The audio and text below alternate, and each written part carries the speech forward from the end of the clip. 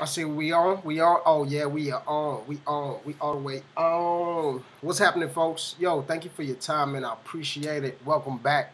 If you are coming back, if you're new to this, welcome. Thank you for joining me. They call me PZY. Like, subscribe. Most importantly, follow, man, and pay attention to what's going on here.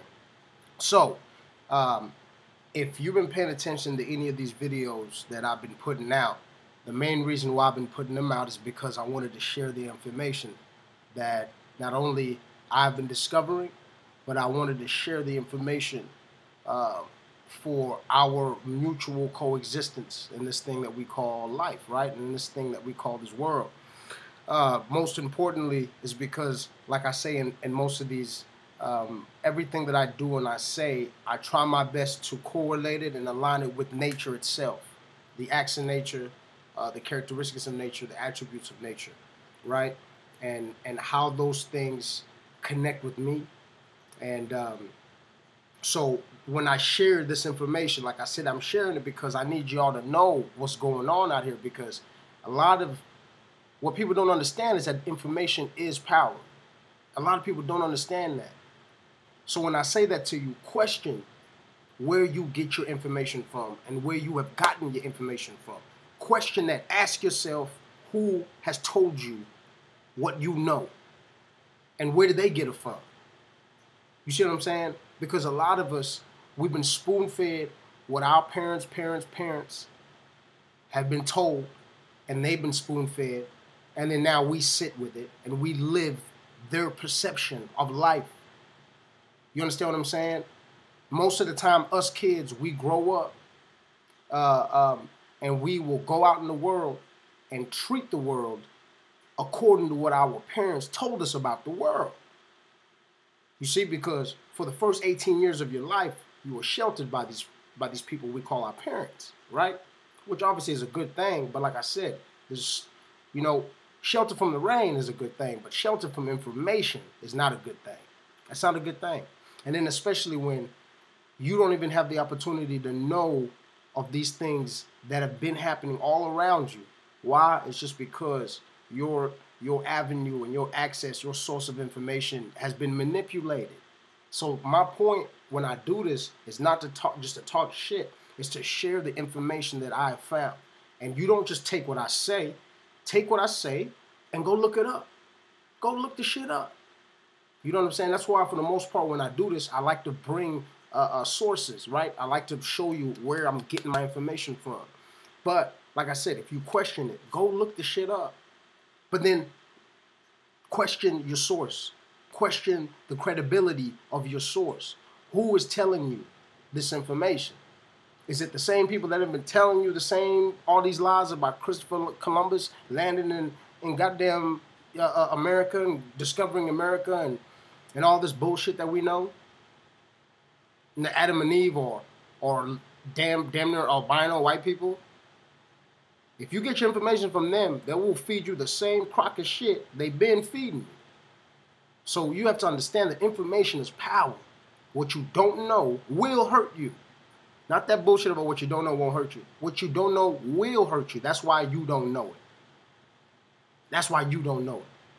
You have to understand the only reason why right now motherfucking Apple is making so much money, is because can't nobody else make an iPhone. That is a certain type of knowledge that Steve Jobs and all his people put together to where there's only a few people who know the true science and the mechanics and the architecture of the iPhone. You know why? It's because if everybody knew it, there would be a gang load of different types of iPhones out here, but you don't see them. You only see one type of iPhone. Why? Because it's that information. You only see one type of KFC.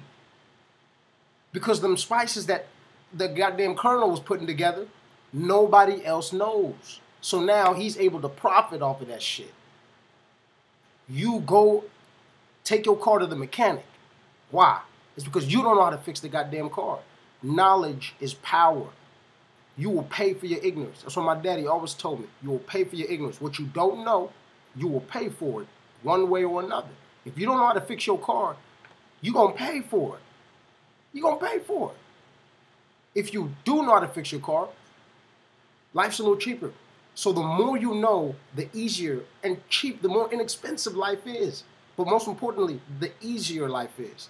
The more understandable life is. The more logical life is. Right?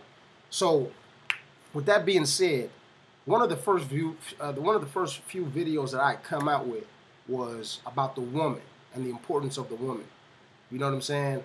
Now, the reason why I took it down is because not only have I stumbled on even more information, more crazy information that even I didn't know, that, like I said, it blows my fucking mind. But the fact that, you know, it's crazy. Like right now in this day and time, it's New Year's Eve right now. You know what I'm saying? Like it's been a crazy weekend for me. I had a photo shoot. I do music on the side, so I had a photo shoot, and then I had some studio time shit I had to go do, and then I had to go.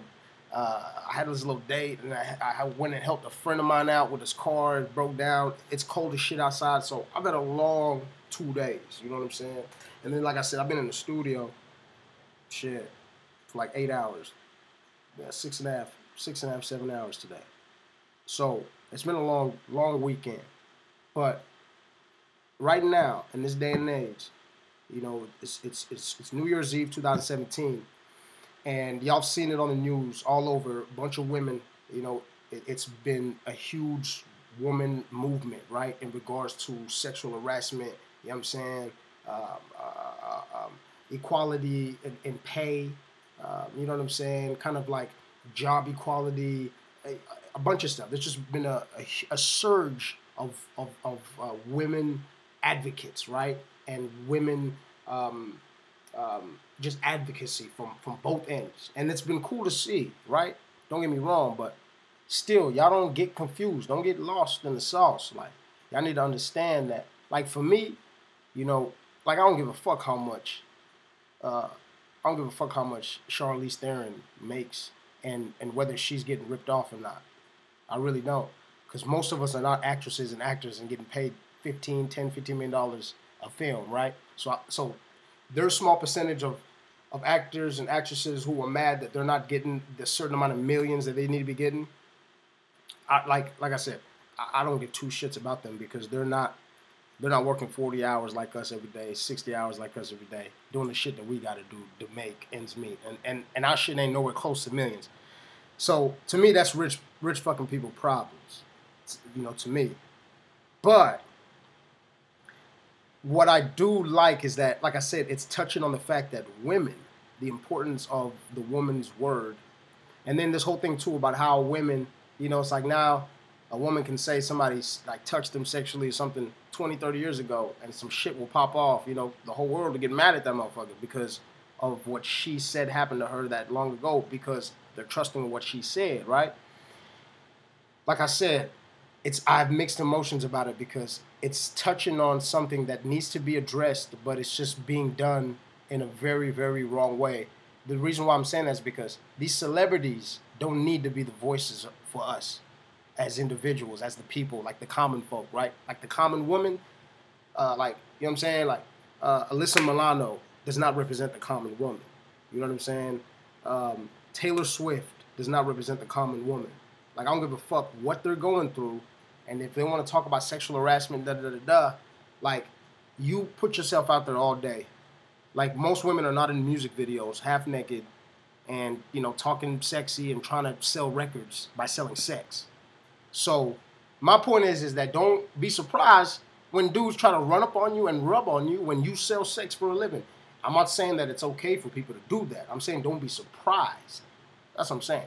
I'm not saying that it's okay for someone to go touch on Taylor Swift because she sells sex appeal. No, I'm saying that don't be surprised if some horny girl or horny dude walks up to you and tries to grab on you or is infatuated with you or stalks you because half of the time you talking about laying up and you half naked, you know what I'm saying? Like, you sell sex. So get the fuck out of here when you mad people are approaching you in a sexual manner. Like, I don't feel any sympathy for them people. What I empathize with is when different people of different walks of life and cultures and different races are not getting equal pay because the majority of the studio owners and producers are white people who are holding the money and controlling, the whole entire movie, or even, the sale of a movie, or the hiring of a director, so to speak. So my point is that it's touching on something, but like I said, it's indirectly touching on something, and that's what frustrates me is that I feel that I don't feel that white women in the entertainment field are treated as equally as white men. I understand that, but my point is that I just feel like there's this huge surge about them giving equal rights as if they're just, what I'm saying, as if they're these they're a race of people that have just been done so wrong. Like you didn't have to suck no dick, you didn't have to jack nobody off of that movie, but you did it, and now you want to come back and say he made me do it. It's like because I was a woman. Like I said, like I just don't feel like they represent a huge percentage of people. But in regards to the sexual nature of most of these attacks, they are touching on something then, right? Because usually men, some of us are somewhat aggressive when it comes to girls that we find attractive, which is unfortunate. Some of us we are overbearing, right? And it gets to the point where it's even sexual harassment. So I understand that. And that's where, like I said, not that I sympathize, I empathize, I understand that. Not that I just feel sorry for y'all. I understand that plight of a woman suffering, right? Living in this man's world, quote unquote. And that's why I'm doing this video, is because women have been undermined for way too long now, and it was never like that. And it's the reason why we live in this, I hope I say this word right, this patriarchal system is because of men, the same men, who create that type of sexual harassment, predatory atmosphere in the entertainment business, the same ones that do that in the music business, and the same ones that do that in like child porn shit and all that, you know what I'm saying? Like where the remember that dude on NBC, To Catch a Predator? Like all them motherfuckers, all of them, that's what I'm saying. That type of attitude is what has been running this country, has been running this whole world into the ground. Because that's the same attitude, that's the same type of people who colonized this whole fucking world, who took the people of this world and literally monetized them and turned them into a resource by making them pick cotton for their well-being to create a country that they were going to govern in a dictatorship type manner. But like I said, that same mentality is still in them today, hence show business, right? Hence the music business, right? Hence even the sports business, right? Like, it's number of white people who own any kind of football team, stadium, yet they have the opposite race on the field doing all the work. You see what I'm saying? It's just still the same fucking mentality. All the sideline women that talk on the commentator, it's nothing but gorgeous ass women. Not just women who know sports. It has to be a dime piece with a fat ass and big titties, and then they put them out there in front of the camera, right? We got cheerleaders running around half naked in the cold and just dancing, spreading their legs up and down. For who? For the men. You see what I'm saying?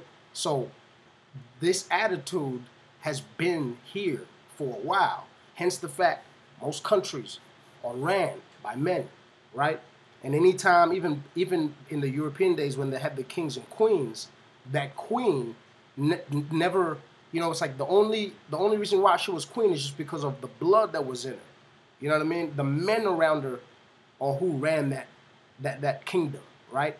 And even by religion and by faith, she submitted by faith, because even by faith, according to Jesus and all that, the woman is still under the man, right? The woman just came from the rib. She's just the side piece.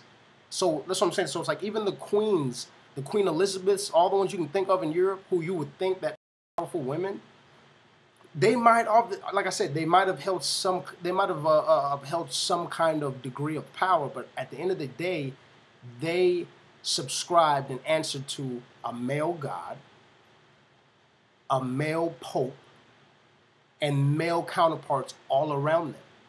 You understand? So, and then the only way for her to ensure the future of her lineage, she has to depend on a man to protect her. You see what I'm saying? So, even back then, when they had a king and queen in the European system, that woman was never put at the level that she should be put as. And when I say that, I mean to say it like this. When you look at nature, because like I said, when I talk about this, I try to correlate it with nature. When you look at nature, we understand that nature is a female energy. Why? Is because it is a life-bringing and life-sustaining energy. And the only thing on this earth that brings life and then sustains it is a fucking woman, a female. That's it. That's it. That's what brings life and sustains it, right? You're an embryo, you turn into a fetus, and then your life is sustained within that womb of a woman, right? Within her what? Her placenta. And the placenta is what? Literally a living organ within her. And that organ is doing what? It's transferring nutrients. It's transferring liquids, waters, foods. It's transferring DNA, information. It's transferring defense mechanisms to fight off, disease, to help boost your immune system when you the baby. So literally, it's an informational channel, an avenue for you and your life bringer, your God. Hence, the woman is God. But more specifically, the black woman is God. And why I say that is because if a white woman was the first woman on earth, then there would be nothing but white people on this earth. Why? It's because a white woman can't have dark-skinned kids. When have you seen a white woman have a dark-skinned kid? It's never happened. But then tell me why, if you right now look up Adam and Eve on Google Images, tell me why they're all white people. Tell me why they're all white people.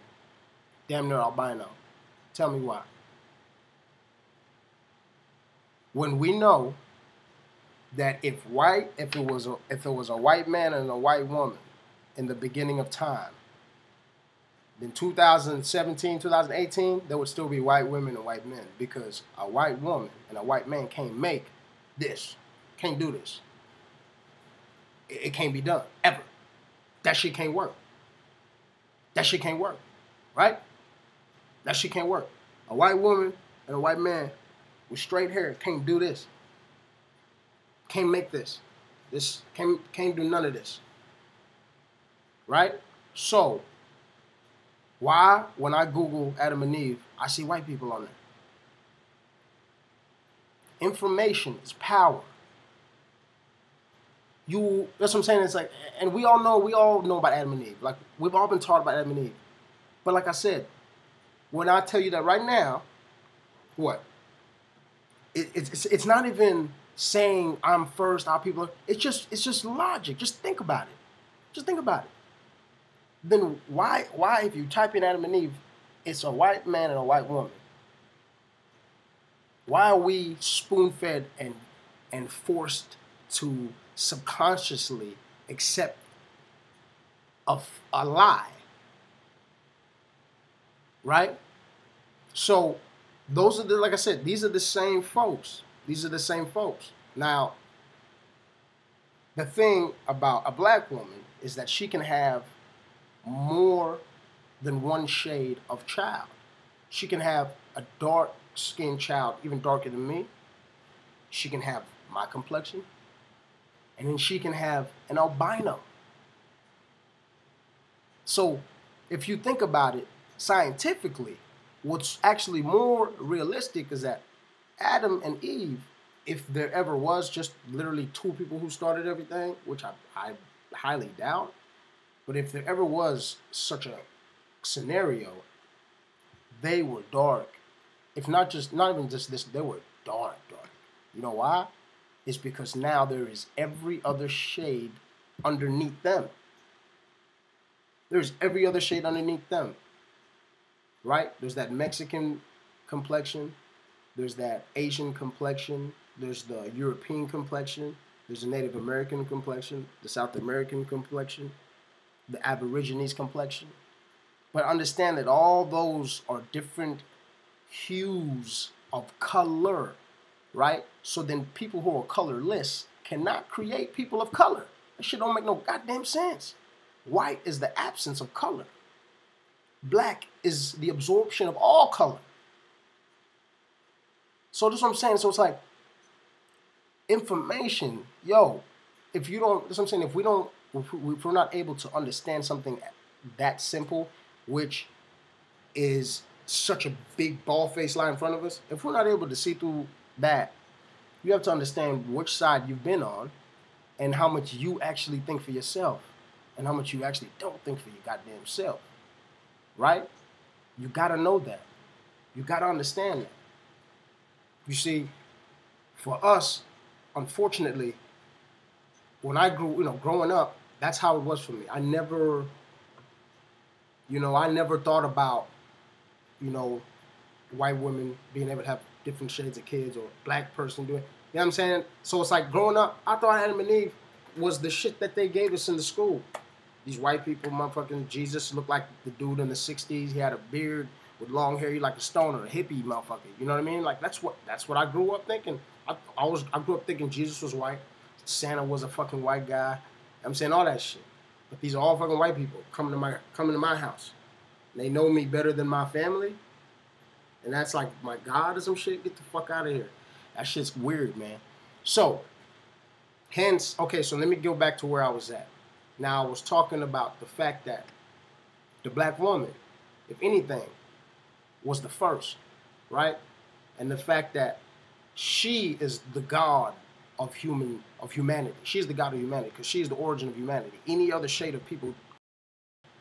Now, why I say that is because, number one, that aspect, and then number two, nature itself is a female energy, a female force, because it provides life and sustains it, right? We see nature in regards to everything from vegetation to wildlife to the rivers to the oceans to everything.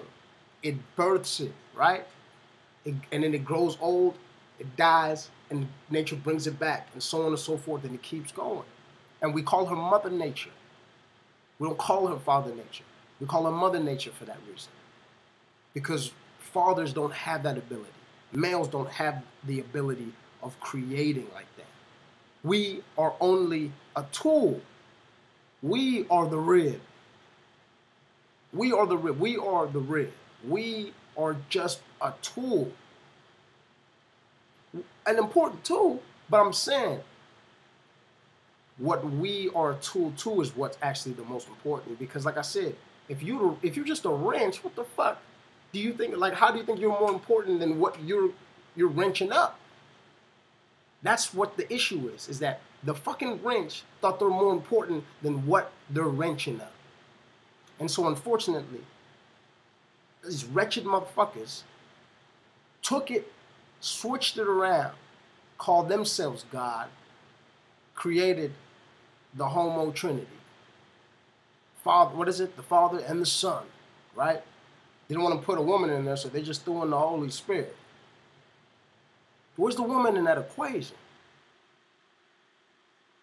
Where's the woman in that equation? Why is there no book in the Bible that speaks from the woman's perspective? Because we know women were around Jesus. We know Jesus came out of a womb, right? Right? And speaking of the womb that Jesus came out of, though, it's like in Catholicism, Mary is acknowledged. But like I said, it's a different level of acknowledgement, because if you think about it, even in Catholicism, have you ever seen a female pope? I've never seen a female pope. You ever seen a female priest? If they are, ain't too many. You got nuns. That's all they can be. They can be nuns. They can be something here and there. You know, nowadays, there's a few churches, they trying to stay cool, right? They'll let in some gay folks or whatever the fuck. But my point is that the woman is not respected in man's religion. The woman is not respected in the man's country or state or kingdom. The woman is not respected in the man's work and business area. The woman is not respected in places of entertainment. But yet, they are our #1 motivation to do everything that we do, right? The reason why we get fly, the reason why we buy nice cars, we buy big houses, they're our main motivation. We do everything we do. Yet, as a culture, the patriarchal system disregards them on an everyday basis, to the point where, like you see here, these nasty Harvey Weinstein, goddamn ogre, Shrek-looking motherfuckers, they're fucking all these fine-ass actresses just because they got the power to do it. It's not even because of the attraction, right? They like each other, we're digging each other, we're talking, flirting. No, it's just because he knows he can use her, right? It's because he can use her. That's what I'm saying. That mentality right there is what has propelled this patriarchal white supremacy system that we live in today. And so, before I digress, the woman and her being able to create this immaculate conception, right? I'm going to break all that shit down for y'all, because there's something that y'all don't understand about that.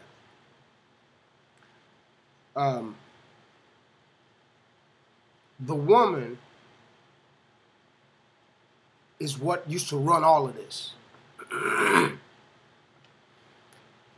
And like I said, we were a tool, and we've always been the tool, the defenders and the provider, right? While we protect our life bringers, right?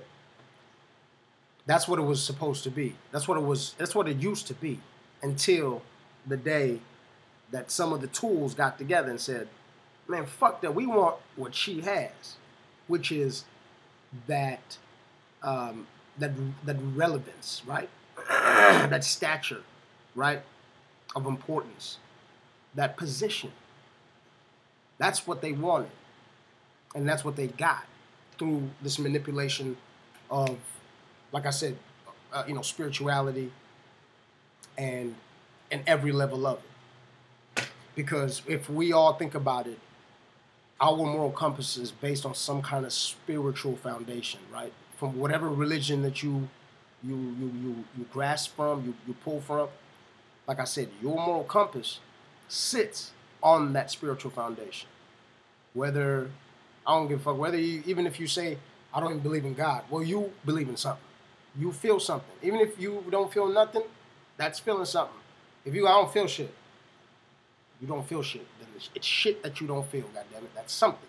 So you're always lying on some level of belief system. Whether you whether you fully trust in it or not, it's still there, right?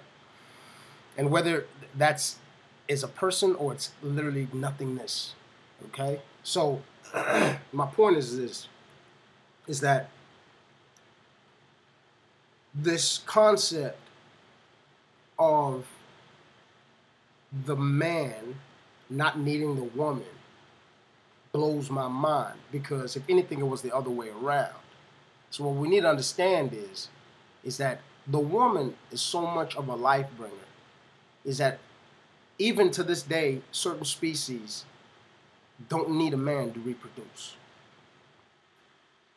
You see, when you want to talk about immaculate conceptions, I can show you that. It happens every day now with organisms. You know what I'm saying? It happens every day now.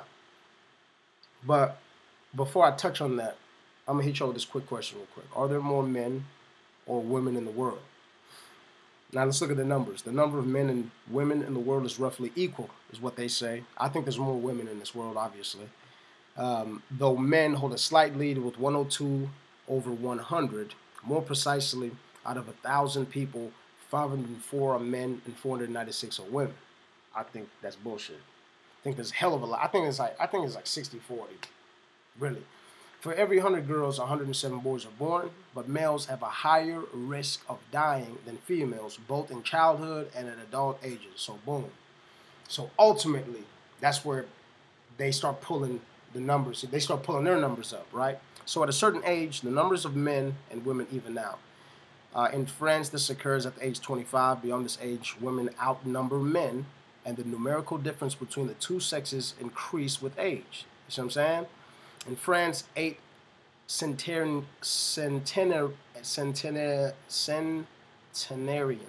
in 10 are women. Centenarians. So basically, that's my point, is that I feel like women outnumber men. And you can tell by these statistics right there that, of course, there's probably more men that are born, but not only do we die at a higher rate than them when born, but then we also die at a higher rate when growing up and getting to the adult stage, right? So I just wanted to show y'all that. Now, immaculate conception. I'm warming y'all up. I wanted to show you this article real quick that says that scientists discover children's cells living in the mother's brain. You understand what I'm saying? Now, I don't know what y'all know about the Y chromosome and the man, but we are not anywhere close doing some shit like that. Literally, like the children that the mother is going to have, the cells of that child are in the brain of the mother. That is the connection between the mother and child. And that's how deep it can get. But see, I don't want to get too deep in this because I have kind of like a segue for it. But at the end of the day, we have to understand that the mother's mitochondrial DNA is the strongest and the most useful piece of information genetically that we can receive, right? And we all of us, we have our mother's mitochondrial DNA more than anything else, right? Obviously, we do get some of our father's genetic remnants and influence, but like I said, the mitochondrial DNA is the foundation of everyone's building blocks because of the fact that you lived in your mother, straight up, like, because that's your heaven, that's your womb, that's your God, that's literally your God, that's where you came from, that's what made you. You know what I'm saying? You know how when you talk about how God made people out of clay, well, your God didn't use clay. Your God, you was a fetus, an embryo, and all sorts of crazy shit like that. You weren't fucking clay. Now, I'm gonna get y'all to the immaculate conception part that I was telling you about. Now, tell me if y'all ever heard of parthenogenesis. Parthenogenesis. Tell me if y'all know about that, because I doubt y'all do. Parthenogenesis is a reproductive strategy that involves development of a female, rarely a male, gamete without fertilization. It occurs commonly among lower plants and invertebrate animals, right? Roifers, aphids, ants, wasps, and bees, and rarely among higher vertebrates. An egg produced parthenogenetically may be either haploid or diploid with a paired set of chromosomes. Now, parthenogenetic species may be obligate incapable of sexual reproduction or facultative, whatever the hell that means. Yo, some tongue, you know what I'm saying? Some tongue biting ass words that they got here. So, parthenogenesis is the strategy of literally fertilizing a female egg by the female herself. You understand what I'm saying? So that is your immaculate conception right there. So if you want to talk about a female surviving without a man, not only was it happening back then? Like I said, it still happens now with ants, wasps, bees, aphids, and rotifers. Them motherfuckers literally have sex with themselves in a weird way. Fertilize. There's no sex, but they fertilize their own eggs and have their own kids. So if you want to talk about immaculate conception, yes, that correlates with nature. And how it correlates with nature is parthenogenesis, all in ya. Okay? So y'all motherfuckers, just please understand. Now check this out. The term parthenogenesis is taken from the Greek words parthos, meaning virgin. Virgin Mary? And genesis, meaning origin. More than 2,000 species are thought to reproduce parthenogenically. So tell me, tell me now, is it a coincidence that the Greek origin of parthos means virgin, and then we talk about the Virgin Mary? Or no, I'm not gonna say we. Y'all talk about the Virgin Mary. Is that coincidence or not? You understand what I'm saying here, folks? You understand what I'm saying here, folks? So if you want to talk about immaculate conceptions, you don't need no weird magic for that to happen. It happens right now in nature. You don't need magic for that to happen. It happens in nature. So you don't have to give credit to some weird magic guy, some weird dude in the sky. You can just give the credit to nature. How about that? Because I just showed y'all that it happens right here in nature. The same thing that Mary did, or if you want to call it what Mary did, because like I said, I just told y'all that. Because nobody had sex with Mary, right, to have Jesus, right? Nobody had sex with Mary. But then, obviously, like magic did it. But like I'm telling you that, I will give you the natures, which happens every day. Magic, I can't tell you shit about magic, and you can't either. But what I can tell you is some shit that happens in real life, and which will correlate with your quote-unquote immaculate conception, and it correlates so much that even the word parthenogenesis, the prefix, well, not the prefix, but the parthos, the first word meaning parthos means virgin. Means virgin. So, y'all, that's what I'm saying. So y'all gotta miss me with that bullshit. Y'all gotta understand that it's deeper than what it is. I know y'all probably think it's crazy when I say that a woman could self-reproduce, right? But like I said, nature. Do you think nature crazy? Because the shit's happening right now outside. Bees, all that shit. It's happening right now. It's not me. I'm not making this shit up. It's right here. So if y'all don't believe me, look up parthenogenesis.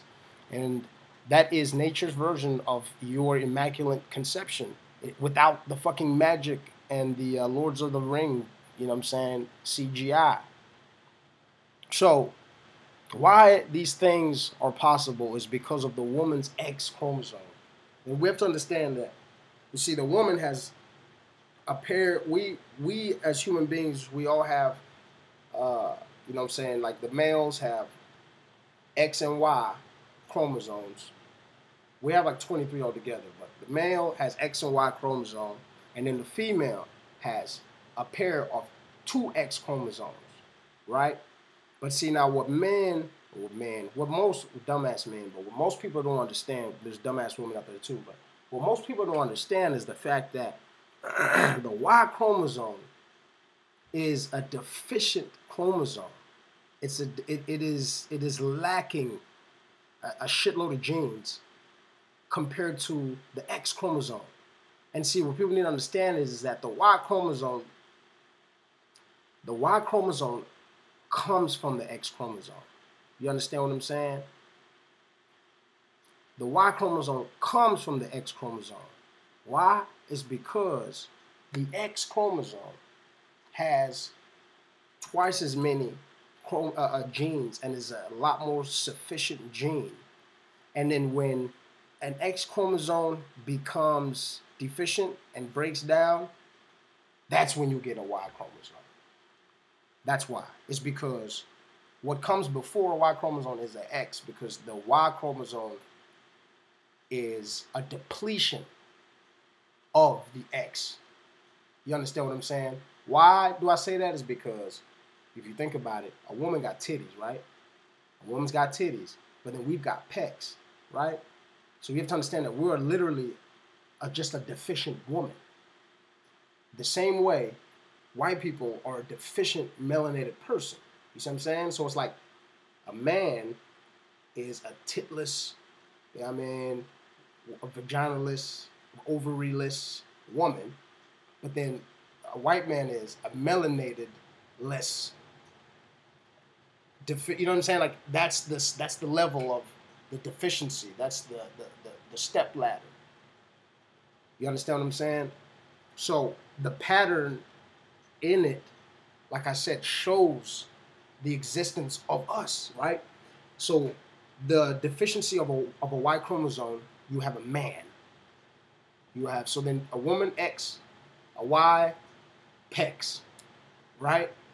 A woman X with a soft voice, a man Y with deep, harsh voice, right? A woman X, they're not too hairy, you know what I'm saying? They don't stink and shit. A man Y, hairy shit, nasty, whatever. That's so, you understand what I'm saying here? We are a deficient woman if you think about it. They grow long hair, we grow short hair. I mean, some of us, obviously men can't grow long hair, but you understand what I'm saying. Genetically, we grow short hair.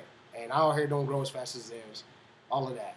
So my point is that the Y chromosome is a deficient X, hence the fact that us as men have pecs, they have tits. Like even that, the pec is a deficient titty. There's no fat in the pec like a titty is. Boom, that's just, you know what I'm saying? It shows you. The woman hips, ass, they got plump booties and asses and hips and shit. We don't rock like that. You know what I'm saying? So that's showing you. That's the visual comparison that I can give you. And then, like I said, in regards to people who were here first, the dark skin is what was here first, because everything, any other shade of race is lighter than the dark skin. So that is confirming the fact that the white skin could not have come first, because there's no way white skin can produce dark skin. Hence the fact that the white skin is a deficient dark man. The same way a man is a deficient woman. You know what I'm saying? Y'all need to put these things together like that. I hope y'all see those correlations. But I'll break it down some more if you don't. If your ass that slow, I understand. I'll break it down. So, the Y chromosome is not as significant as it sounds. Yes, the father can pass down certain traits to his son, but it is not as significant as it sounds. The Y chromosome is a puny bit of DNA that only has a few genes, and the genes it does have mostly deal with being male. See, so right there it just shows you that the Y chromosome is not versatile. It's not as versatile and complex as the X chromosome. It's originated where it comes from, where it derives from.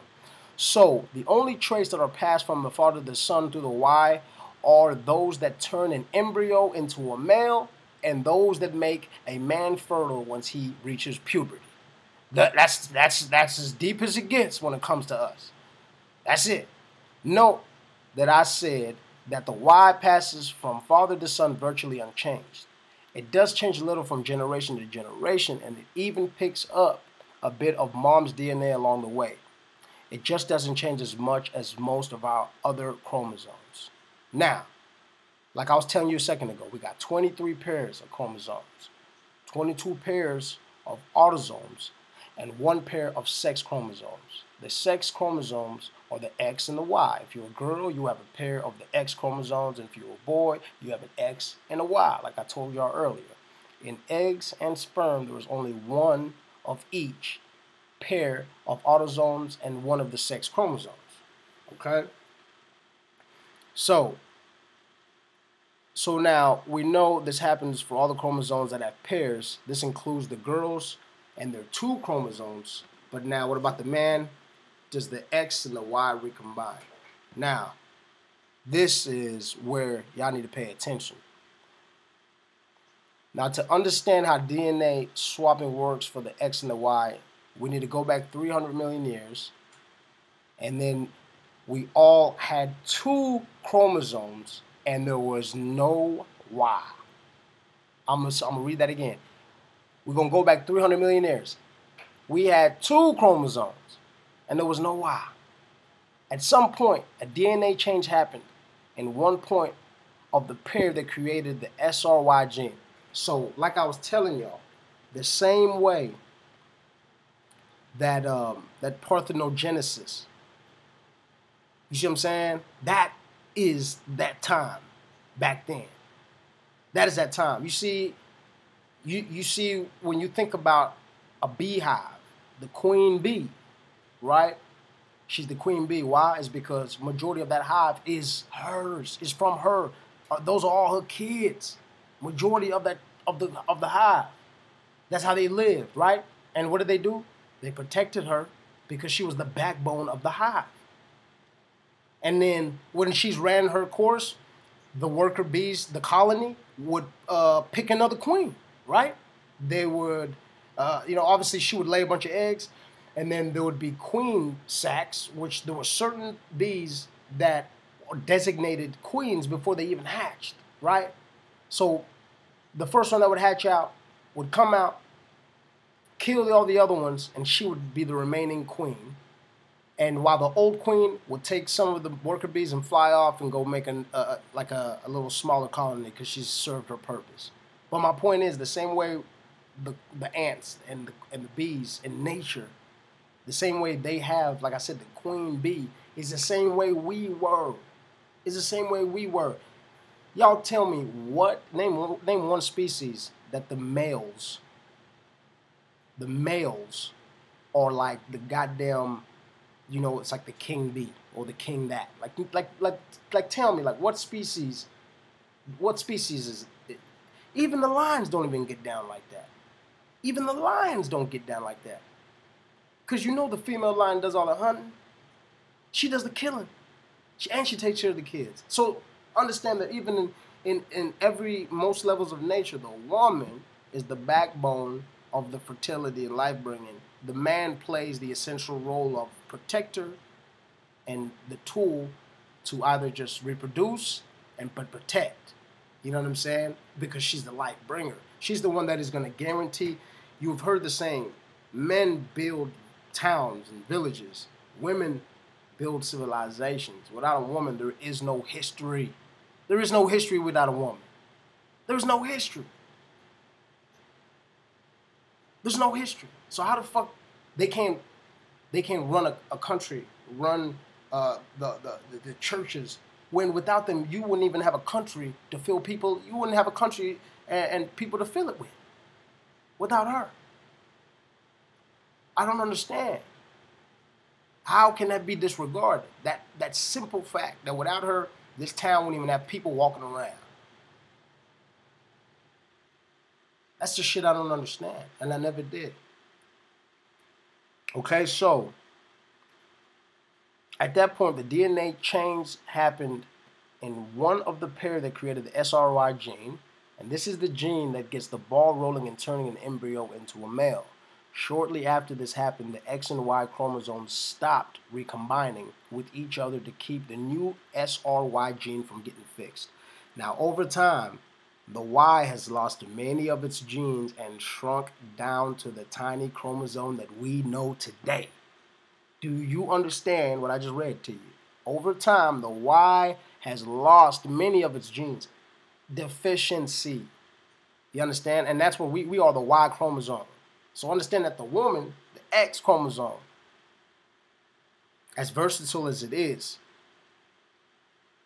when it started shrinking and losing its genes, the Y comes, and that's what creates the male. Part of the reason this happened is that most of the Y had nothing to recombine with. Around 5% of the Y chromosome matches pretty well with the X and can recombine there. But the Y also needs to recombine with something for the other 95% of the chromosome. See what I'm saying? So that's how important the X chromosome is, and that's how important. Without it, like I said, is that not even without it, that we are we are the deficiency of the X. So at one point in time, according to this article, roughly 300 million years ago, the X and the X was all it was. That's what it was.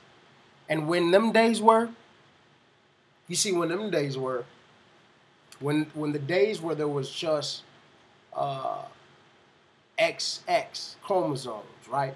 I feel like that's when the world was at a balance. And when I say it was XX chromosomes, I'm not saying there was no men. There were men. Like even right now, in a beehive, there's male bees, but there's more women bees. Just like right now in this world, there's men, but there's more women. It's just that, like I said, the beehive, though, they understand that in order to make things tick and tock, and to make things tick and tock real smooth, we're going to have to take care of our queen and keep her at the level that she deserves to be at. And that's the thing. It's not like the queen controlled everybody. It's not like the queen goddamn was a dictator. It wasn't like that. That's what I'm saying. Like, hell, the worker bees they're the ones that dethrone her. She doesn't just quit. So understand that this is a community thing.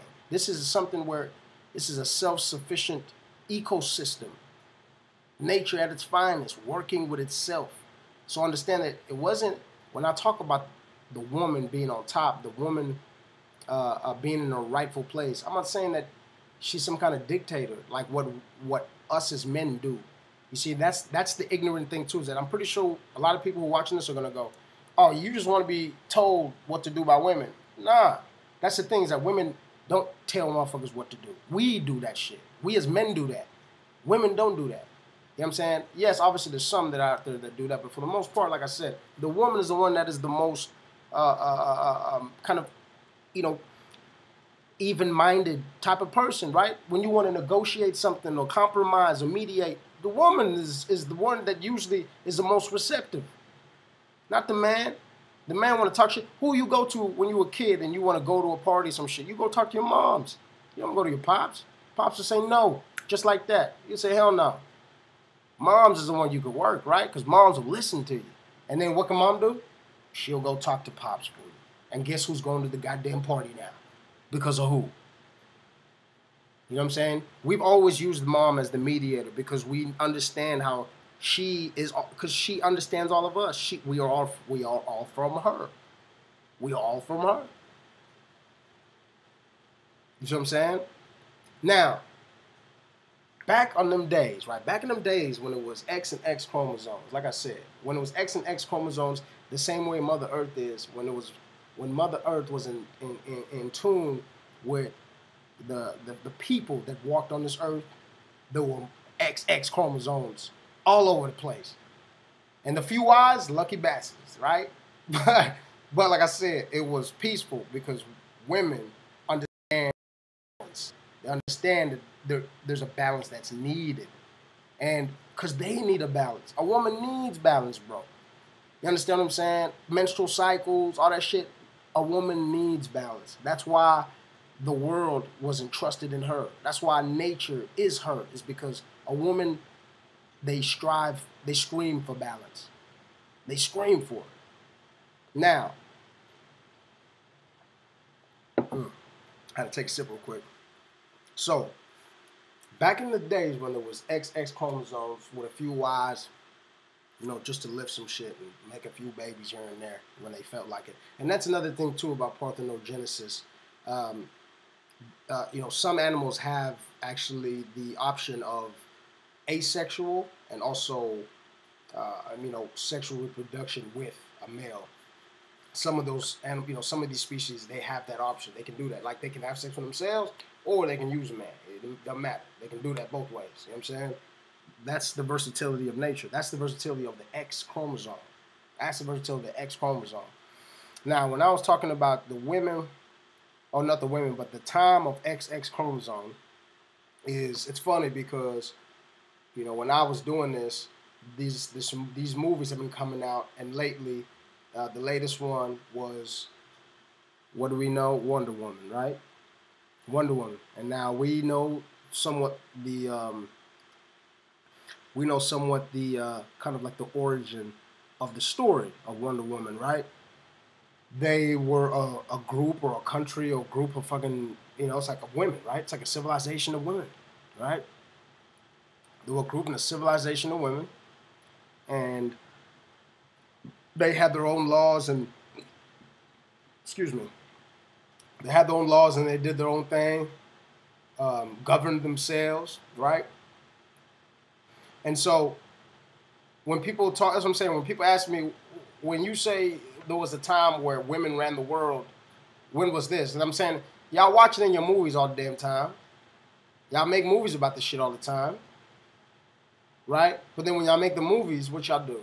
Y'all, the same way, if I type in Adam and Eve, I'm going to see a bunch of white people.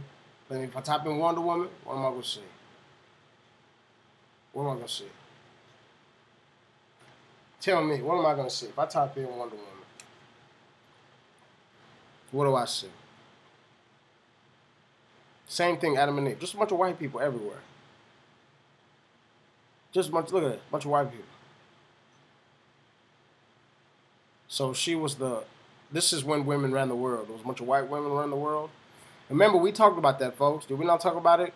About if, like, let's say there was a country, like another country. Let's say there was a civilization of just a bunch of white women, just like this, like Wonder Woman. Then how the fuck did we get black people? Tell me. That's what I'm saying. It doesn't make sense. It doesn't make sense. In their world, no black people exist. In every single one of these pictures in these worlds, no black people exist in this motherfucker right here. But then, let's break down the story of Wonder Woman. Let's just do that, right? Can we do that real quick? Oh, okay. Wonder Woman, right? Amazon warrior. Okay. The Amazon. Where's the Amazon? The Amazon is in South America, right? Okay. Thank you for that. Is there any white people that come from South America? I didn't think so. Are there any fair-skinned people that live in South America like this? I didn't think so. I think the ones that do live there are actually from Spaniard descent, right? Right? When they came during the slave trade and all that shit. So the only fair-skinned people that are in anywhere around the Amazon right now are actually Spaniard descent. Now, if we're talking thousands and thousands and thousands of years ago, now mind you, to them this is science fiction. But like I said, when you look at this article right here, telling you that 300 million years ago, that's not science fiction. You feel me? So right here, to understand how DNA swapping works for the X and Y chromosome, we need to go back around 300 million years ago. Back then, we all had two X chromosomes and there was no Y. That's no science fiction. That is not out of a movie. You understand what I'm saying? So the reason why I'm saying that is because you would like to assume the story of Wonder Woman, where there was a group, a civilization of women, and they governed themselves and lived among themselves. That is not science fiction, because it says here 300 million years ago, the two X chromosomes was prevalent. So this, I don't know about these colored people, but a civilization of women was very logical. It was very logical 300 million years ago. But like I said, when I touched on the beginning of humanity, we talked about that, right?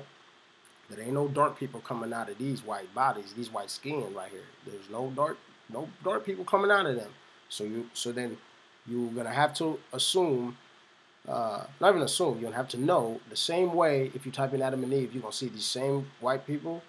It's just much of a lie and bullshit as the Adam and Eve thing. So if you believe Adam and Eve was white, then you are dumb enough to believe Wonder Woman was white too. Because like I said, that if either one were, then we would have a bunch of, there wouldn't be no goddamn black people. There wouldn't be no black people, right? Because we understand 300 million years ago, the 2X chromosome was prevalent, right? And so we understand that mitochondrial DNA is the strongest, right? So if that was the case, and let's say literally there was 300 million years ago, there was a shitload of white women, then right now we would see a bunch of descendants of white people than black people, right? Is because the woman's white 2X chromosomes would be stronger and would always overpower whatever man she slept with, right? Hence why I have black skin right now. And why there's so much black skin on this earth is because the people in the beginning were just as dark, if not even darker. You understand? So let's keep going down the rabbit hole. We see Wonder Woman here, the Amazon. I didn't, like I said, I didn't know 300 million. You know, according to this DNA article, 300 million years ago, there were white women running around in the Amazon. I didn't know that. It's good to know. I would like to assume they wouldn't be white if they were running around the Amazon because it's hot as fuck over there. But, hey, I mean, what do I know, right? What do I know? So, I hope y'all see that correlation, right? And I hope y'all are still with me in regards to it that if, not even if, there was 300 million years ago, two X chromosome majority of population, right? And that's women, right?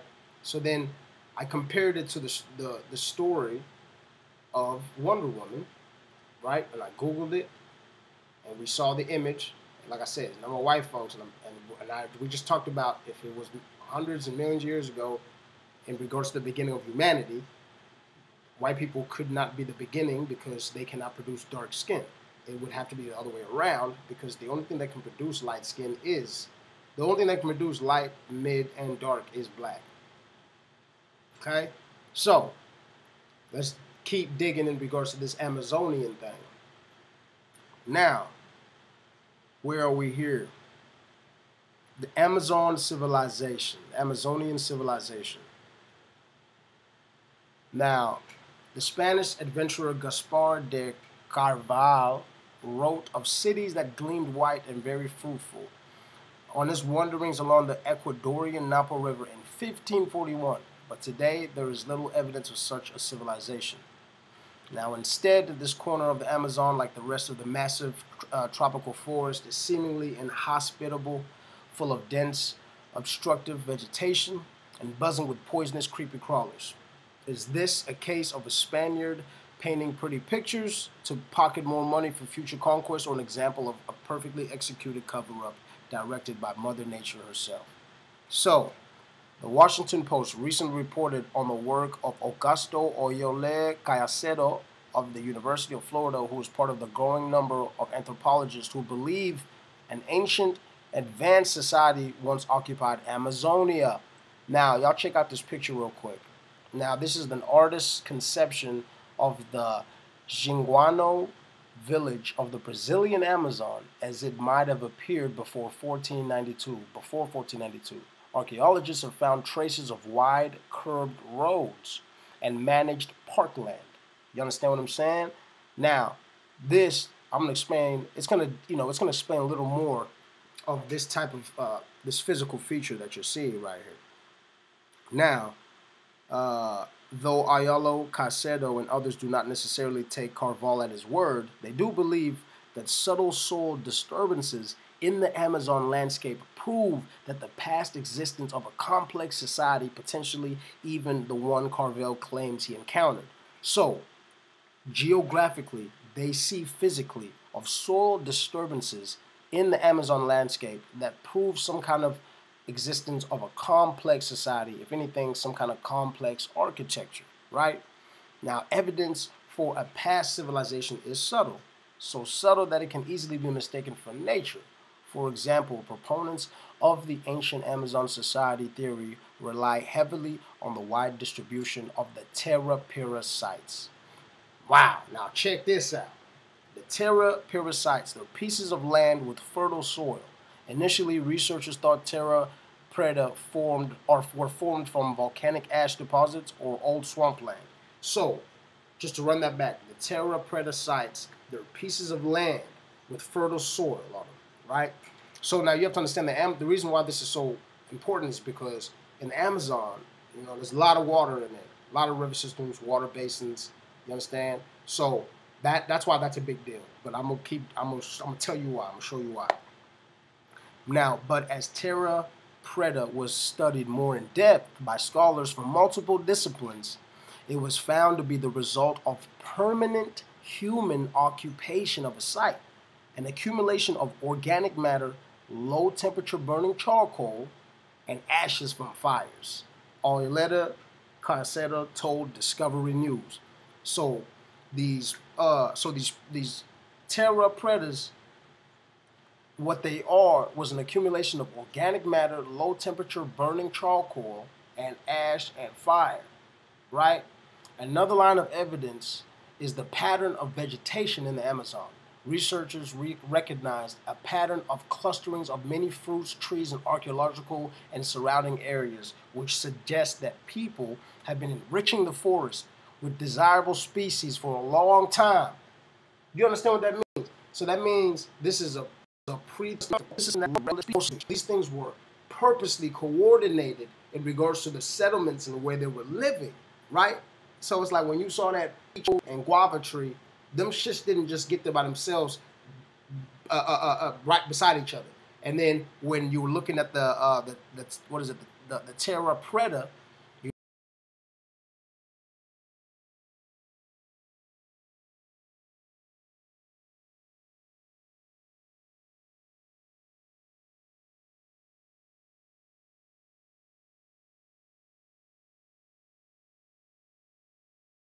that's where it shows burning of campfires, right? The accumulation of campfires throughout time, throughout years, or whatever it is, right? The organic matter that us as human we leave as remnants and residuals when we kind of set up camp or set up shop. You understand? So the critics of the theory, like Betty Meggers, a researcher at the Smithsonian Institution, remain unconvinced. Even if these pieces of evidence prove people once lived in the forest, she does not believe that this necessarily equates to the complex civilization one compromised. You see, that's the thing too, and it's funny. Like, look, it's fine for people to to question or whatever, but what I always find very condescending, and it shows, what they think of themselves is when they say shit like this. She does not believe that this necessarily equates to a complex civilization. Like, to be able to survive in a place like the Amazon and to be able to create some floating pieces of fucking ground and shit like that, for you to act, like I said, for you to act like that is not complex architecture and thinking and critical thinking, just because they're running around half naked with not no goddamn clothes on or something. That's what I'm saying. Like, I find that fucking insane. I find that insane. Just because people don't look or do things the way someone else does, they are deemed savage, right? Or what they do is not complex, which is basically saying that shit is easy. That shit was nothing. There was nothing, crazy smart about what the fuck y'all did. That's literally all that's saying. So anyway, so we just touched on in regards to these different sciences of different sciences, different researchers of different walks of scientific research. They come to figure out that these terra preta, they figured out these things have these pieces of geographical features have multiple disciplines in regards to evidence of permanent human occupation. And what supported that theory, it was an accumulation of organic matter and the accumulation of charcoal from burnt ash from campfires. You understand?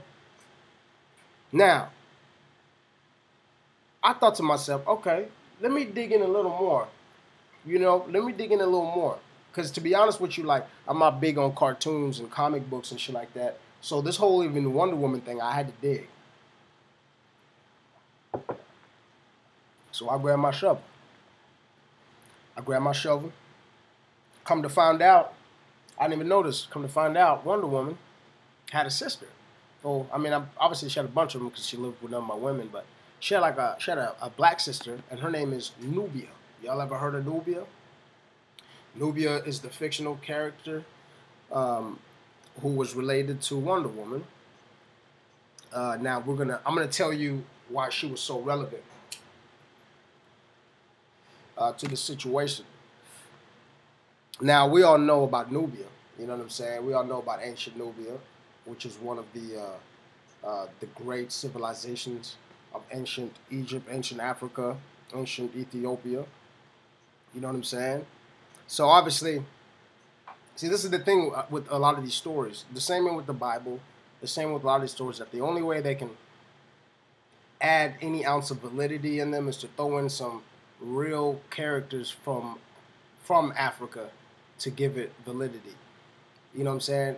It says here this is comics, but we know that Nubia existed. We know that, right? We know Queen Sheba was the queen of Nubia, right? We know they now, like I said, there's another one too. They try to tie King Solomon and Queen Sheba together. I don't believe that bullshit either. I don't believe that King Solomon and Queen Sheba had that kid. I forgot his name, but I don't even believe they met. But in the Bible, that's what they say. But I think it's bullshit. But like I said, they always have to tie into Africa because Africa is the backbone of all this shit. So you have to tie in somehow to Africa to add validity to what the fuck you talk about. So even in the comic books, if there's a bunch of white women that are running some world, you're going to have to throw in some black person in there because without that black person, there ain't no white woman running shit. You understand what I'm saying? The same way when it comes to what I was just talking about with Queen Sheba, uh, to validate King Solomon and his whereabouts and his actions, and I think that's what it was. It was Carthage. It was the city of Carthage. I think the son of King Solomon and Queen Sheba ran Carthage. Some shit. I think that's what it was. I think I'm wrong though. I'm not sure. My mind is blurry on it. But at the end of the day, like I said, for them to tie themselves to these physical geographical features, they take the stories, blend them with some African characters, and then it's validated somewhat, right? Because they've tied in Nubia, and everybody knows about Nubia. Everybody knows about Nubia. We all know that shit ain't fiction at all, right? So in Wonder Woman, in Wonder Woman, Wonder Woman has her memories restored by the Amazons. And remember, we just talked about the Amazons with the terror predators over there. She has her memories restored by the Amazons and is soon confronted by an armored female warrior who challenges her to single combat. The two initial wrestle, then face each other with swords. Diana, which is Wonder Woman, and the intruder seem evenly matched until the intruder knocks down the sword from Diana's hand, but then hesitates to kill her.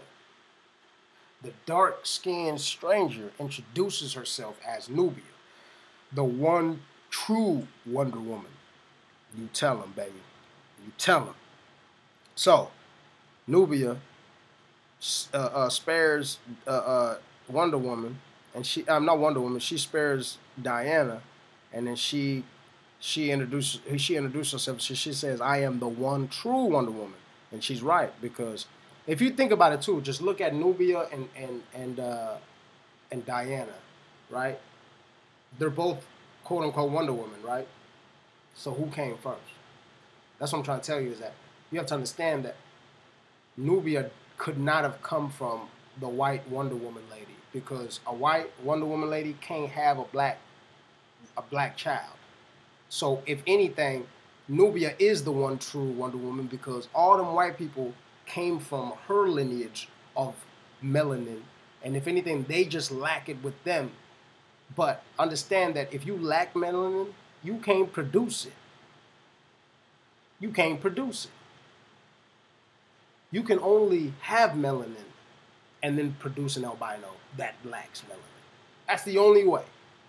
That's the only way. You can't do it the other way around. So understand, Diana, that you came from Nubia, because you can't have Nubia. You cannot birth Nubia. It's impossible. But Nubia can birth you. So that's how she is the one true Wonder Woman. And she tells Diana that they will meet again someday to decide which of them has the right to the title, which I feel like is what's going on right now. Diana's mother, Queen Hippolyta, whatever, secretly believes she recognizes Nubia, who returns to her own floating island. Oh my God. So there was a bunch of little daggers right there. So Diana's mother, that's the white lady mother, secretly believes she recognizes Nubia. She said, I know you telling the goddamn truth. That's really what she's saying. She secretly believes she recognizes, yes, I know that's where we come from. And then Nubia returns to her own floating island. What were we just talking about, folks? What were we just talking about? The floating islands, the terror predators. The terror predators.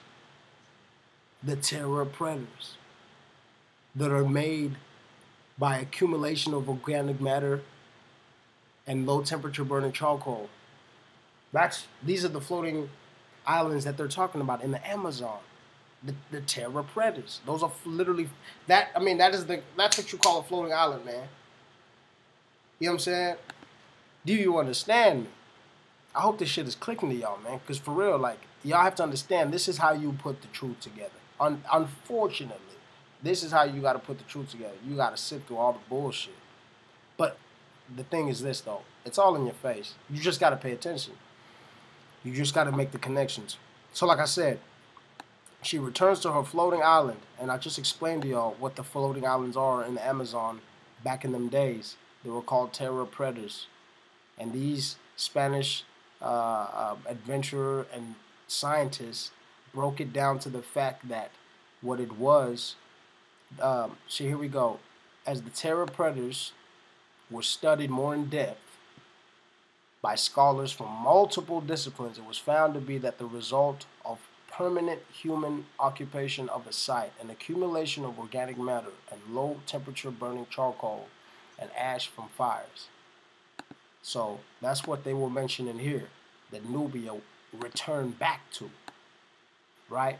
Because Nubia knew that she was the one true Wonder Woman. Why? Because I just explained to y'all that Diana, the white Wonder Woman, can't have Nubia, the black Wonder Woman. The only way anyone's birthing anybody is the black Wonder Woman having Diana, the white one, because she has melanin, the other one does not. You feel me? So, the reason why I'm pointing this stuff out is because I'm trying to show you guys the essence and the importance of the woman, right? And I'm trying to show y'all that at one point in time, not only was it possible scientifically, that 300 million years ago, the X chromosome existed by itself, but then even fictionally, it's possible. And we've made it possible by creating movies about it. Like, how do you think they made the movies about it? It's because they know about the shit, bro. And then, let me tell y'all some wild shit, too, about some, and I'm going to touch on just real quick about a very, very, very, how influential these women are, man. And one thing I've noticed for sure is that a lot of these women, obviously because of the time, because they've been around for so long, that's why people go, they think that, you know, when a black person makes a video like this talking about history and going against the status quo and what we're being taught, right? And for example, this whole thing with Wonder Woman, right? Like, you only see nothing but these fine ass white women playing Wonder Woman, and I just showed y'all what she looks like if you just Google her. It's just a bunch of white women all over. And then some of y'all that watch this video are probably just gonna go, oh, he's just saying this shit just because he wants, they want to feel a sense of ownership and pride, so they just want to act like it's their story. Like, I'm proving to you scientifically what the fuck it is. I'm proving to you guys with all these articles in regards to where all this shit was happening at. I'm not doing this shit just so I can feel cool about what I am and I'm trying to flex some kind of, superiority muscle on y'all. I'm just trying to show y'all the bullshit. I'm trying to show y'all the bullshit. I'm not trying to tell y'all that white people are less than. I'm not trying to do none of that. All I'm showing y'all is that we've been lied to. Whatever race you are, understand that you've been lied to. You've been lied to. And if you keep believing the bullshit, know that you're not only are you just as guilty, but you're just as ignorant. You understand what I'm saying? Like, if you don't see the logic of what I'm talking about here, then you are a fucking idiot. If you don't understand that scientifically, that the chromosome of the Y chromosome of a man is a deficient X chromosome. If you don't understand the fact that when you go to look in the mirror, that if you eat enough food, whatever, you can turn into having titties, motherfucker, but you don't have titties. You know, the woman does. You understand? You can't have kids, but she can. Just thinking of it, you walking already, she has periods. You don't. Her body is complex, yours isn't, motherfucker. And like I said, I just showed y'all the article right here, 300 million years ago. Back then, 2 X chromosomes, no Y. And then I told y'all how is that logical? Showed you right here with the parthenogenesis. Parthenogenesis, reproductive strategy that involves the development of a female gamete without fertilization. So when I say all this shit, and then like I said, when I was talking about Nubia, who came first, understand that the white woman can't have the black one. I'm not saying that just because I want to say that and just because I'm black. I'm saying that because scientifically, a white woman can't have no black kid.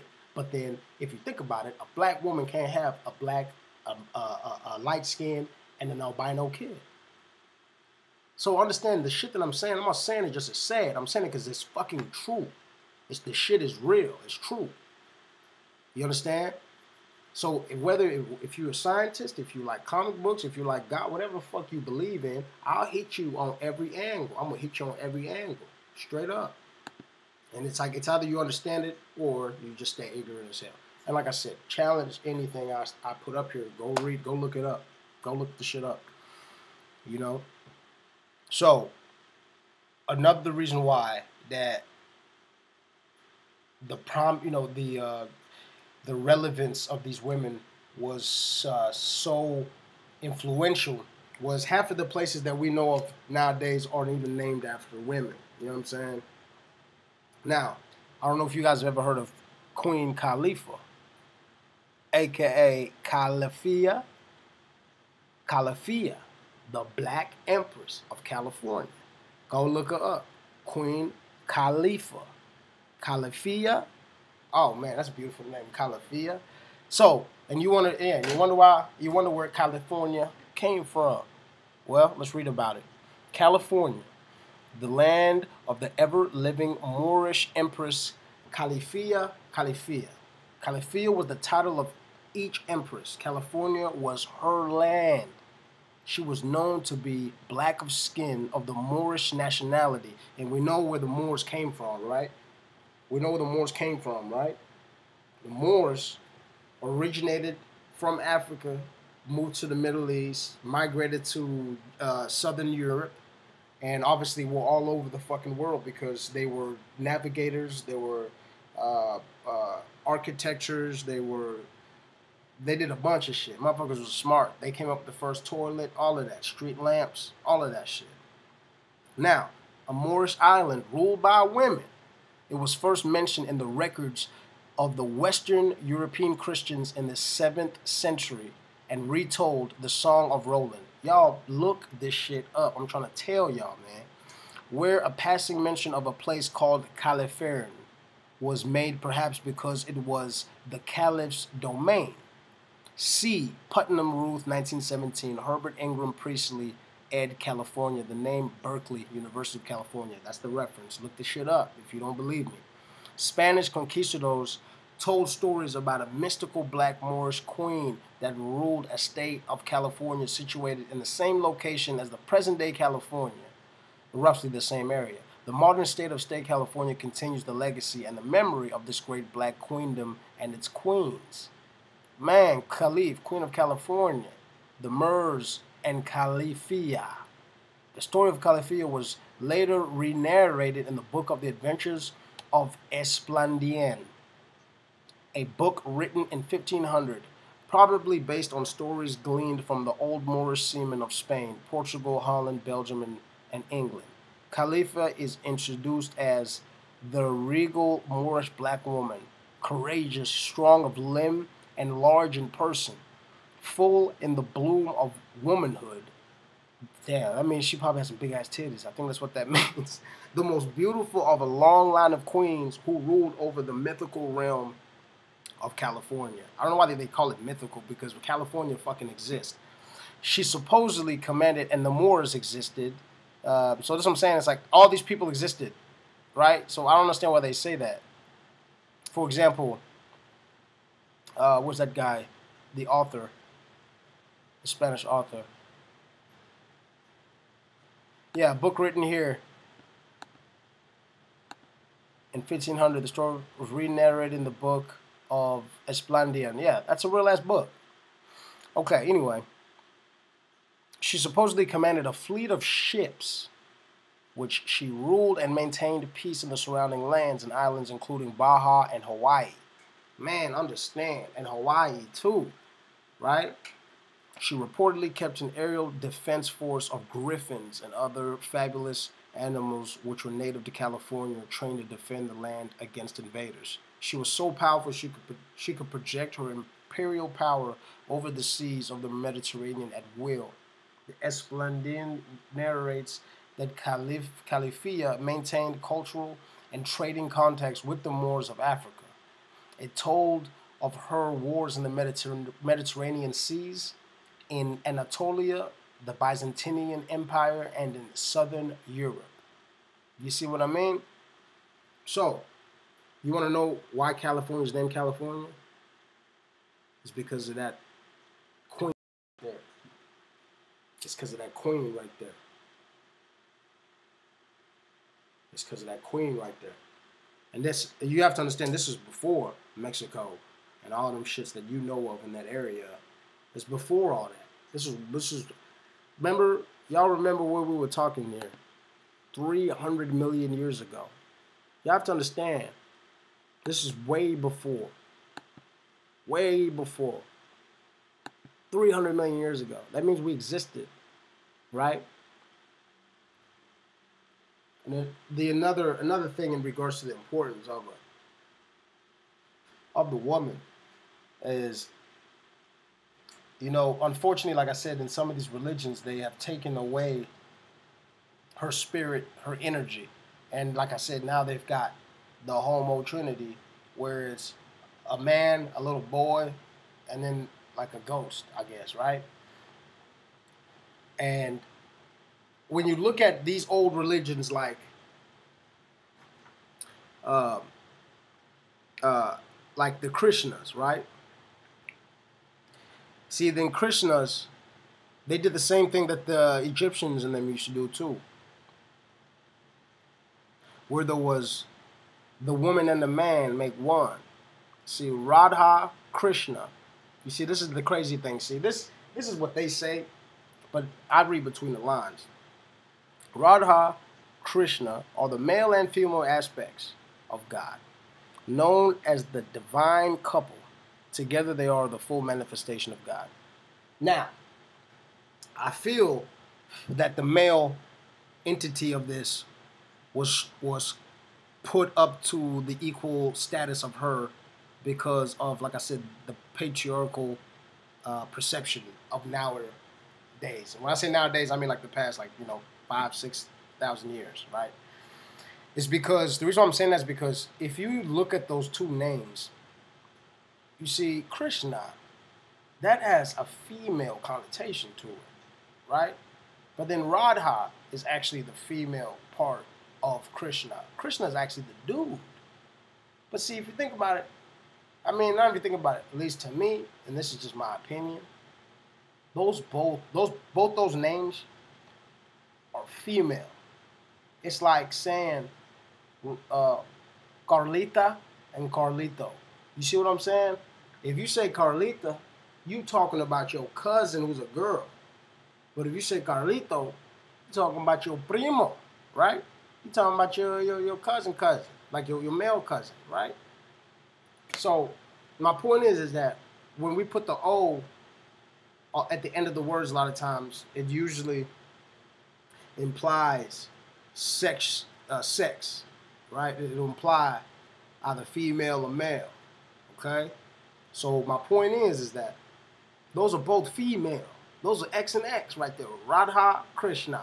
That's like saying Carlita and goddamn, you know, fucking Paca instead of Paco. You see what I'm saying? It's like, it's not saying Rado or Krishna. So that's why I feel, like I said, I feel that even here, Krishna and the concept, they put the male in the same level as a woman, which at the end of the day, like I said, we're not at the same level, because the woman, at the end of the day, when it comes to nature, she doesn't have to need us. She doesn't have to need us. Hence parthenogenesis. You know what I'm saying? She doesn't really need us. You know? She doesn't really need us. So that's why I feel like here they try to flip the game on the Christians, going, well, yeah, no, there's a dude in there. You know, he's Krishna. Radha is the female energy. But like I said, both those names, I don't know too much about the Indian language and their etymology, but I understand that, you know, in Spanish, which obviously derives from Latin and all that bullshit, is that the A is usually the implication of the female, right, connotation, as opposed to the male connotation. See, look, look at this. Radharani is a tender-hearted feminine counterpart of the supreme whole, resembling the perfectional stage of the world feminine nature, right? Therefore, the mercy of Radharani is available very readily to the sincere devotees. And once she recommends such a devotee to Lord Krishna, the Lord at once accepts the devotee's admittance into his association. You see, they swing it back to him again. But like I said, like, I just feel both names give off, to me, a female connotation, because they don't have an O at the end or something. They don't have like that, like I said, I don't know Indian language, but usually when things like that, the male name has kind of like a male suffix, I guess I should say. Now, I'm gonna get into some really dicey shit that y'all, it's really gonna blow your lid back. I was telling you on the beginning that knowledge is power. But you have to understand that a lot of this stuff that I'm talking about, not only do they know it, you know, it's not like they don't know this shit. They know what the fuck is going on. That's why they twist it. It's because they don't want us to know the real truth.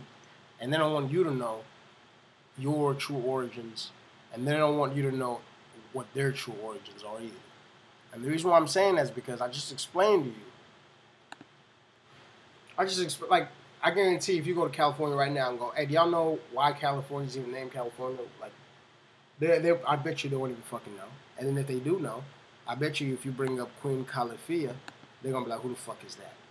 They're gonna be like, is that Wiz Khalifa's cousin or something? You know what I'm saying? Like, they won't even know who the fuck that is. So my point is that information is something that is hidden from you, because the true and the important and influential information is being held close to them, you know, to their fucking chest. They hold on to that really good shit and give you the bullshit. You see what I'm saying? So the reason why I'm saying that is because I just showed you that California, obviously there's some shit I didn't even know, but California derives from Queen Califia, from the Moorish civilization, right? Now, do any of y'all who's watching this, and that's what I'm saying, you're going to have to go look some shit up. You really going to have to look some shit up when I touch on this right here. You really going to have to look some shit up. Tell me how many of y'all know why Europe is named Europe. Tell me that. How many of y'all know why Europe is named Europe? Most of y'all probably don't know why Europe is named Europe. But just like I showed y'all in regards to in regards to the X chromosome 100 million years ago existing and thriving by itself, and how that correlates to the comic book fiction story of Wonder Woman and you know, Nubia, the Wonder Woman, right? And we've seen the movies of that, how that correlates to where it's literally tying fiction and nonfiction, right? So this is the same thing. See, this is the thing about the European history, is that a lot of it, since it's bullshit, you gotta tie the bullshit with the real shit, and that's why it's easy to dilute it. You understand? Now the main thing is this. For example, Europe. It's the earliest civilization. It's earliest Europe earliest civilization were black, now known as Greece. Europe did not exist yet, so Greece is actually older than Europe. Europe, as known as Asia or Asian Minor, the area around the Turkey Peninsula, the black cities in Greece were Colchis, Athens, and Crete, and many others. Now, you have to understand how close Europe, Crete, Athens, you have to understand how close all that shit is to Northern Africa, right? That's a goddamn boat ride just right across the Mediterranean. You see what I'm saying? So, for people to assume that we didn't migrate around there, or like I said, they're just fucking idiots. It don't make no goddamn sense. It's not far. Like, even nowadays, people are jumping on rafts and shit, you know what I'm saying, trying to escape wars. And they float all the way to fucking Italy. That's, you know what I'm saying? Like, that's how easy it is to get. Obviously, it's not easy, but that's how it's, you know, you'll float for like a goddamn half a day and you're there. Like, you can see the shit. You know what I'm saying? You can, like, in a clear day, you can see Europe. So, it's not that far. So, for people to not assume that the civilizations that were all around Africa, all around the Middle East and Israel, Lebanon area, for them to assume that we weren't running, and then the African tectonic plate stretches all the way under Israel, which Israel sits in the African tectonic plate. So it's like we can literally walk across to Israel and boom, we're in Europe. It was that easy. Or like I said, take a boat. You know? So, like I said, so for people to assume that the people who, the beginning of humanity, which were people who were in Africa, didn't migrate to the goddamn north, is beyond me. Now, Europe, like I was saying, these cities were around Greece, were Colchis, Athens, and Crete, and many others. Now, Europe name comes right of their mythological religion. Basically, anything you want to know about Europeans comes from their mythology, religion. So this takes us to our mythology, which they have claimed as theirs, of course. So now the European name is the name. Europe is the name was named after the Black Phoenician goddess Europa. Now we know Europa was the queen of the Cretes, right? Now, I'll give you some background, the history to support her from being black. Now, first Greek mythology for the most part is Kemetic belief system transferred to Greek. The transformation was done by black African traveling to what is now known as Greece, taking the religion and customs with them. Now, I'm going to show you, I'm going to read this to you and then I'm going to show y'all exactly what this person is talking about in this article.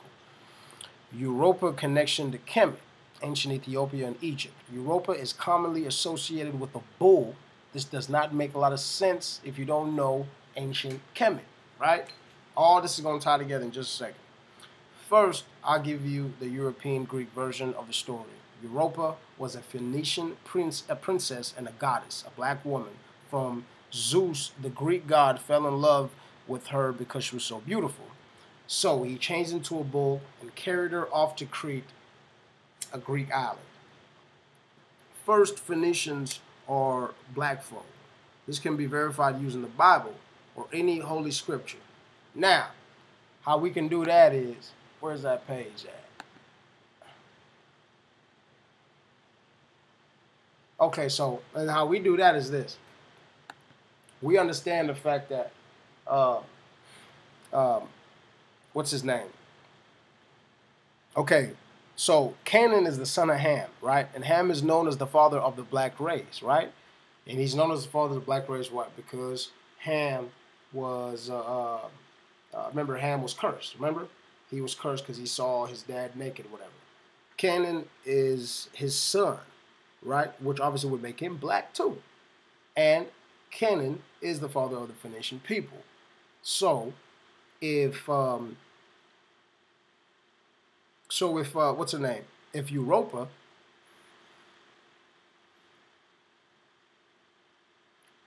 if Europa have any connection, it's through, like I said right here, it's through Canaan, which is the leader of the Phoenicians, and his father was Ham, which in y'all's Bible, y'all say he got the curse of having the dark skin. So that is the connection of Europa, the queen of Crete, and her connection to Africa is the fact that she came from the Phoenicians. The Phoenicians ran by the Canaans, or by Canaan. Canaan is the son of Ham. Right? Y'all with me? All right. Next, the association of Europa to the Kemetic goddess. Now, Europa, she's always associated with that bull. You remember Zeus turned into a bull? The reason why she's associated with that bull, watch, about to break it down. Europa is the Greek version of the Kemetic goddess Hathor. Now, this is where the association of the bull comes in at, because Greeks use horses primarily for travel, unlike Africans who use ox and cattle to this day. You see, Hathor was the goddess of also giving life, fertility, all sorts of shit like that, and she was also symbolized as a calf too. You know what I'm saying? Well, I mean, a bull is a full grown, but she was also symbolized also as a calf. Now, Europa's father is a Phoenician king, Agenor of Tyre, and King Agenor was born ancient Egypt, Kemet, to Poseidon in Libya. This would make her granddaughter of Poseidon. You see what I'm saying? So, like I said, if when it comes to, let's just tie in the Crete civilization. Let's just tie in the Crete civilization. Let me show y'all the Crete civilization, the Minoans, right? I don't know if you know anything about the Minoans. You got to look them up. The Minoans, they were the ones that were living in the southern part of Europe, the southernmost part of like Greece and Europe and shit like that. And if you look, this right here is the this is a it was in the what is esophagus? No, carsophagus. The fuck is that word?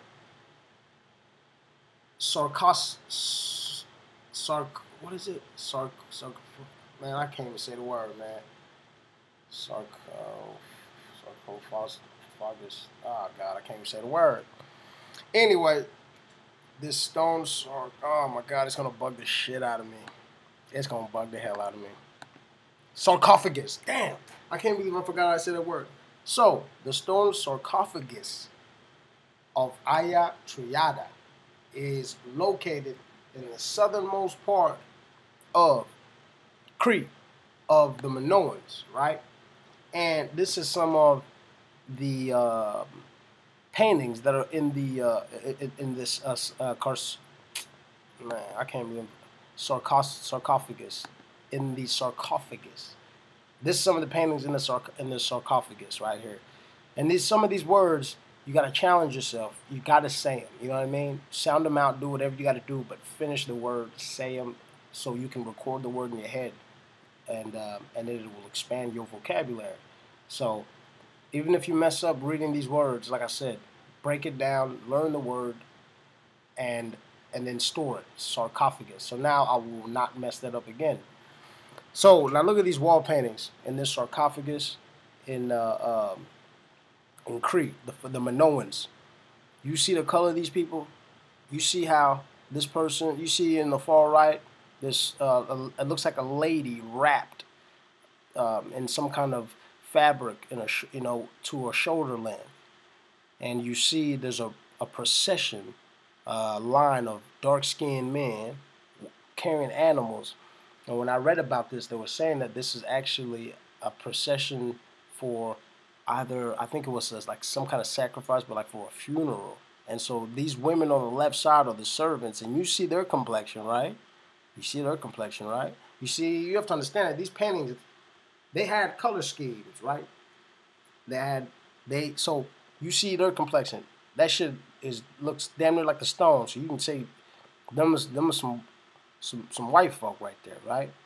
I mean, you see these dark people right here, right? You see them, and then you see the lady right here who's waiting, who's standing there with nothing, and they're offering this stuff to the lady on the right side, the dark-skinned lady to the right side. Like I said, so this is ancient Europe. This is ancient Crete. This is where Europa was the queen. Hence Europe. Hence Europe. This is the Minoans. You understand? So, let me show y'all some other stuff too of the Minoans. Let me show y'all some other shit too of the Minoans. You see these people. Oh no! See, these are the Phoenicians. The reason why I wanted to show you the facial characteristics of the Phoenicians is because a lot of people try to act like Phoenicians aren't black, and I just explained to y'all the correlations of the Phoenicians and quote unquote y'all's Bible's correlation to show you guys that even in y'all Bible y'all call us black, but then don't forget that the person that y'all cursed and called him black, his son is the one that started Phoenicia, right? Or it was the head of Phoenicia, right? So if y'all cursed him, made him black, then his son is gonna be black too. And if his son is the one that's running Phoenicia, then that motherfucker was black running Phoenicia. It's not just because y'all said it, he wasn't anymore. It's like y'all gotta pick: was he cursed? Was his daddy cursed or not? Because if his daddy wasn't cursed, then he was white. Oh, so he was cursed, then he's black. Y'all gotta pick which one you want. But I'm gonna tell you the truth. Y'all pick, I'll tell you the truth. If you look at these facial features, you see these big lips, you see these noses, you see these ears. Okay? And this is a Phoenician bust from the Phoenician period in Spain. Tradition has its Phoenicians founded the city of Gadar in southwest Spain in 1100 BC to exploit the natural resources in the area, housed in the Museo de Cádiz, Spain. Spain. You understand? Spain. Okay? And then, see, this is whole, I'm going to hit y'all with some real shit in a little bit. I'm not even going to go, see, I was going to show y'all the difference with the electricity and magnetism, but I'll just touch on it just for a quick second. I'm not going to go too deep. But one thing's for sure is this. Y'all just check this out right here. You see the prefix of electricity. Do you see the prefix of magnetism? You understand that these things are very natural in nature. And understand that one is actually, they're one and the same because one needs the other, right? The electrical, the magnetic field is laid out by the electrical force, right? So the thing is that the changing electrical field, that's what actually creates the magnetic field, right? And a changing magnetic field is what creates an electric field. You see, so essentially there are two aspects of one thing, the yin and the yang of one thing, and hence why the prefix of L is male. The prefix of MA in magnetism is female. You see what I'm saying? So even there it shows you the marriage of the two, of the female and male. But one thing's for sure is we understand that this whole world, you know, there's a frequency, an electric frequency to it, right? There's a frequency which creates an electric charge. The frequency is manifested into electric charge, but there is, most importantly, a magnetic a magnetic pull, right? We have a magnetic pull, north, south pole, and especially the core of the Earth, magnetically. We orbit, it's all magnetic, right? So we understand how big, but how important these things are, that marriage. So I'm gonna leave y'all with something. I'm gonna read y'all. I'm gonna leave y'all with something where to prove to y'all that a lot of the stuff that I'm talking about, they've been known about this shit, and it's just like I said, it's about the information and knowing if if it's there and if it exists or not. And like I told you, that most people don't know. Most people don't know that this information exists. You see what I'm saying? And then most people are blind to the fact because they're too busy paying attention to what they're just being spoon fed and just kind of forced to learn, right? So I figured I would leave y'all um, with references. I figured I'd leave y'all with references in regards to where I'm getting this information from, and then I also leave y'all with proof that other authors and other scientists, researchers, Egyptologists, you name it, they knew about this and wrote about it. Okay, so look at this book right here. It's called The Prehistoric Man and His Story, right? It's by Professor G.F. Scott Elliott, M.A. The Negroid of Grimaldi, right? The Aurignacians found the Mostrian and Neanderthaler in France, and during all the changes sketched above, the former seem to have held their own in that country. After the warm ice age of the Aurignacians modified their weapons and mode of life, and after the theory which we have adopted became the men of La Medellin. These are Gignatians and their Magdalenians descendants pervaded all Central and Southern Europe. The remains have also been discovered in Valletta, Malta, in Phoenicia, we just talked about Phoenicia, and elsewhere, as we shall try to show later. But during this long period of time, two other races also succeeded in entering France, Italy. These were a Negroid, perhaps pygmy folk, and the men of Solitry. We have seen that the Aurignacian was originally an African, and if he traversed North Africa on his way from Egypt and Mesopotamia, it would have been a very remarkable fact that he had not come in contact with the African pygmy or his ancestors, for the Bushmen, Wambatu, and other pygmies are the oldest African race known to us. You understand what I'm saying here? So even they're saying it'd be next to impossible these people didn't run into each other when they came from them, right? The Negroids, what they say here, discovered by Dr. Verneau in the Grotte du Grimaldi, though differing greatly from modern Bushmen, show that the Aurignacians were acquainted with a Negroid stock, which may perhaps be assumed to be an ancestor of or allied to the Pygmy. It is difficult to say exactly what the relation was between the Aurignacians and the Negroid race. So they're saying that they come from the same stock. Said they don't know how they're related, but they do. One derives from the other. Moreover, since the discovery of this burial, characteristic skulls of the same Negroid affinity have been found in Spain, in Brittany, of Neolithic date, at Sierra, not earlier than the 13th century, in Sardinia, at Ostorf, and perhaps in Caithness. Do you hear me? Y'all understand what's going on here? They're finding skulls in Spain. They're finding these skulls out here. Now look at these right here. Now look at this. Now this right here is going to blow your mind. This right here is going to blow your mind. Now check this out. Now these are the skulls, right?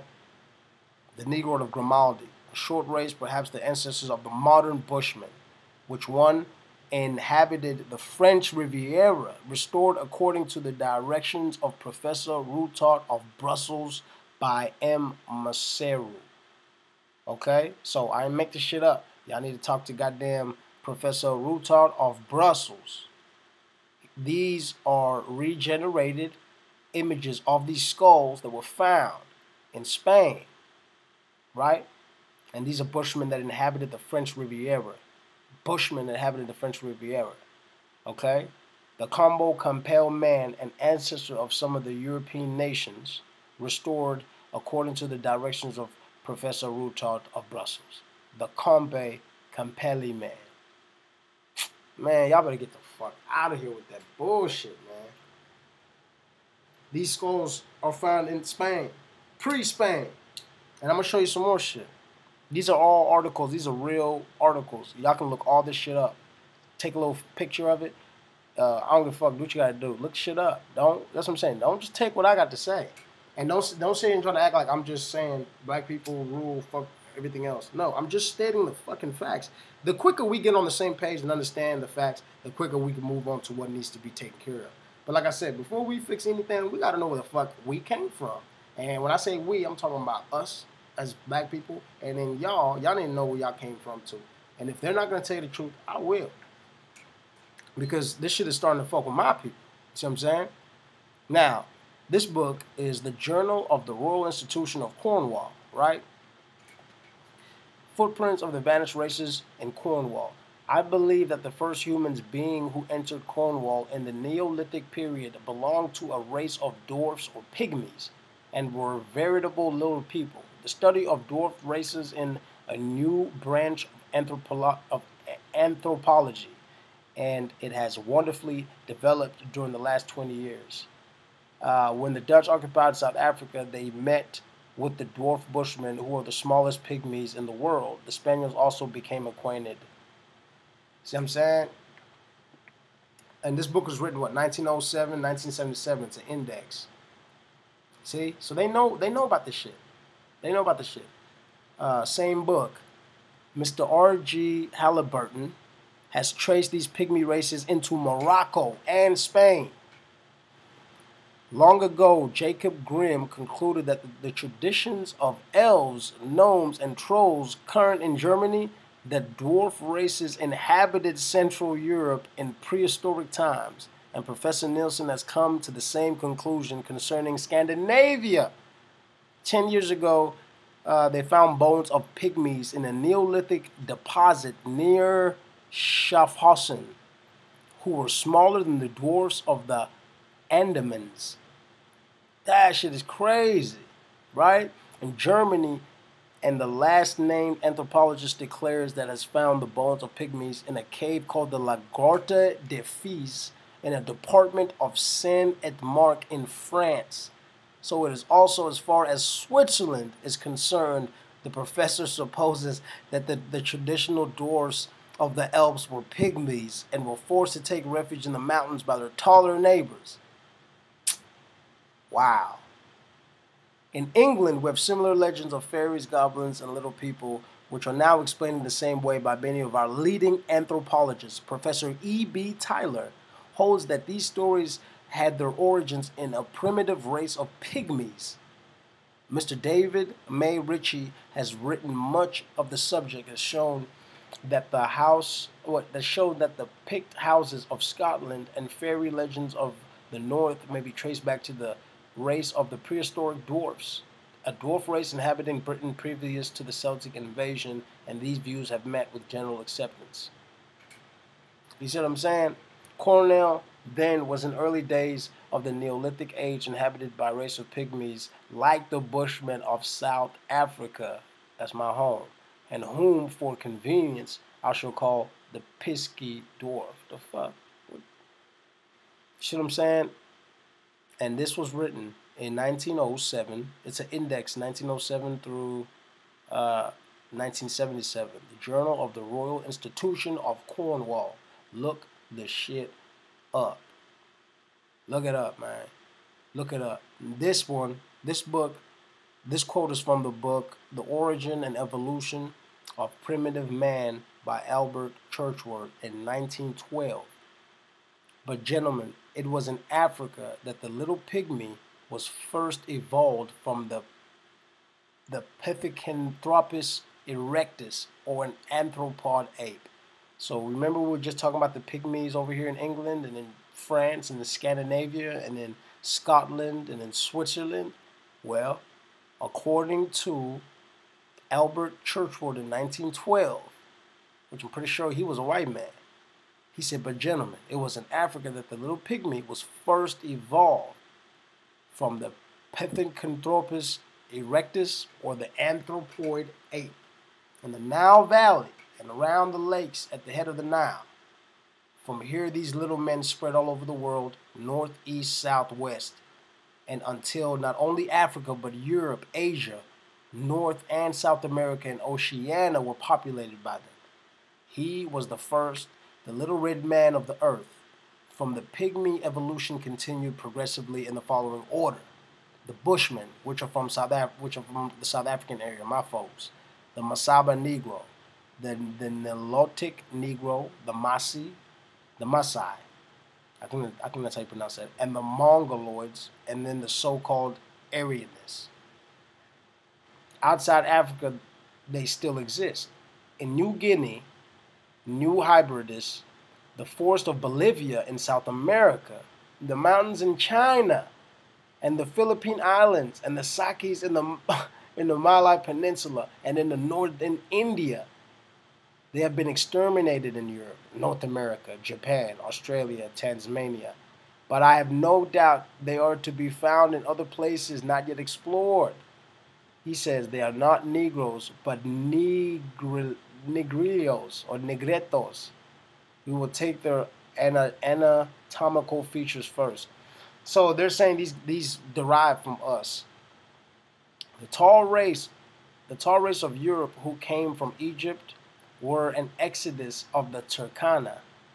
These Neolithic Negroes are still found in Africa, a fine race of men, some of them over 7 feet in height, very muscular and powerful, have high foreheads, large eyes, rather high cheekbones, mouths not very large, and well-shaped lips, rather full.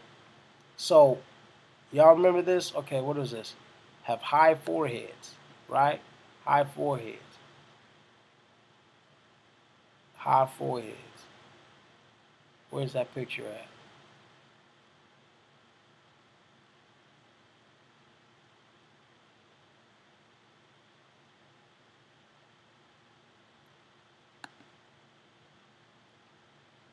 Is that a high forehead?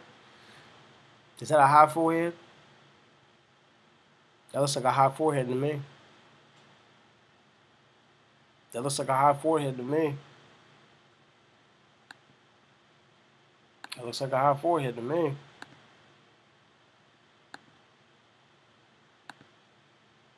Looks like a high forehead to me, folks.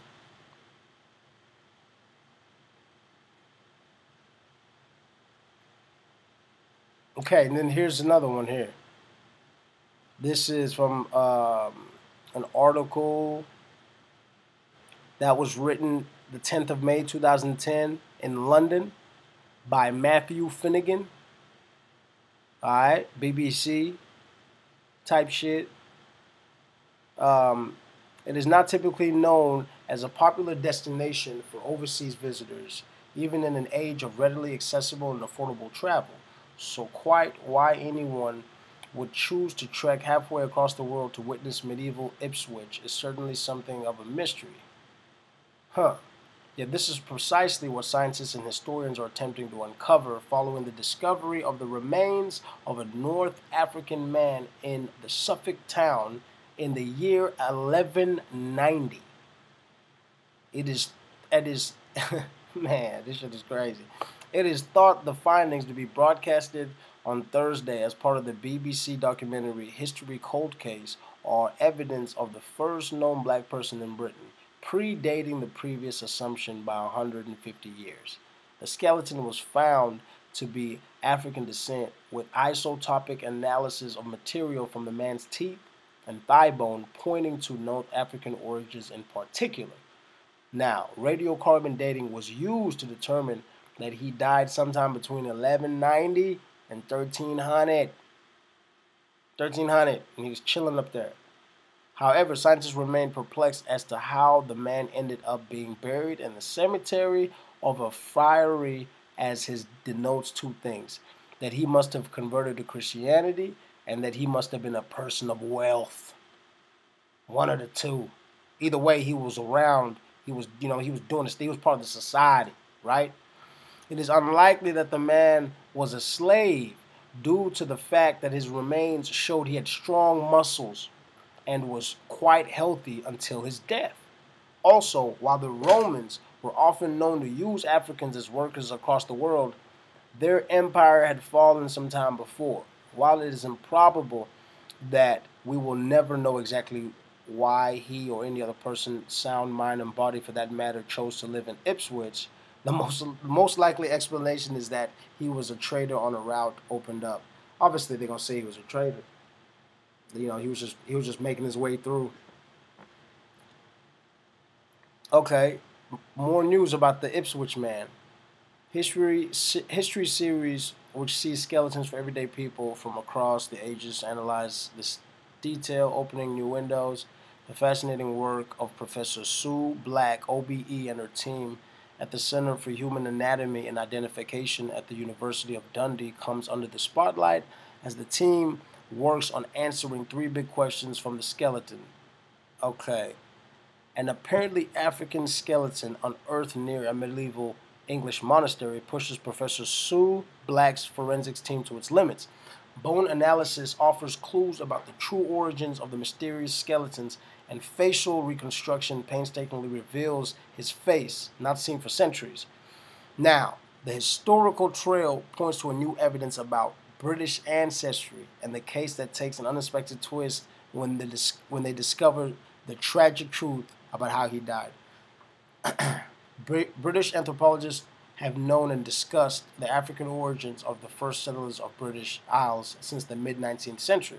The underlined text above is then obviously barefaced lies, which is typically of modern albino scientific people, which is the goddamn truth, because that's why they had something called the Berlin Conference of 1884. Is because they understand the significance, they understand the benefit of the place they call Africa, the civilization, the knowledge. And so to call it their own, like I said, to me, I see it clear as day. I see it clear as day. And here's that dude I was showing y'all. It's funny too, because I didn't, like when I read that, I went and looked because I knew I saw it. And then I scrolled down and I saw it again, so it was pretty dope. But that's that high forehead that they were talking about in regards to the skull that they that had found in Europe. So now this is from, what is this here? This is from an article by James Anderson in 1911. The little dark Welshman, the Scotch and the black Celts to the west of the Shannon River in Ireland. The black Celts to the west of the Shannon River in Ireland, as well as the same kind of men in Brittany and Aquitaine in France. The Guanches of the Canary Islands and the Berbers, that's black, in Africa, are all probably the remnants of the race. Wow. The Iberians in ancient times inhabited the western and southern part of Europe, the northern part of Africa. Ah, okay. In fact, all parts reached from the Mediterranean Sea. You see, so when people are dumbfounded in regards to why I'm convinced that we have traveled all through fucking, not only the whole world, but Europe as quick as possible too, is because that shit is nothing, like I said, it's just a boat ride, man. That shit's a boat, that shit was right there.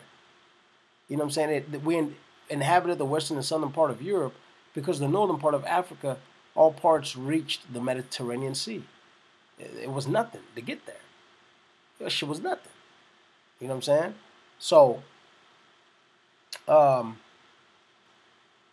first inhabitants of southern Europe, northern Africa, Arabia, France, and British Islands were a race of small men who did not average in height more than about 4 feet 5 inches, and they were a slight build with dark complexion.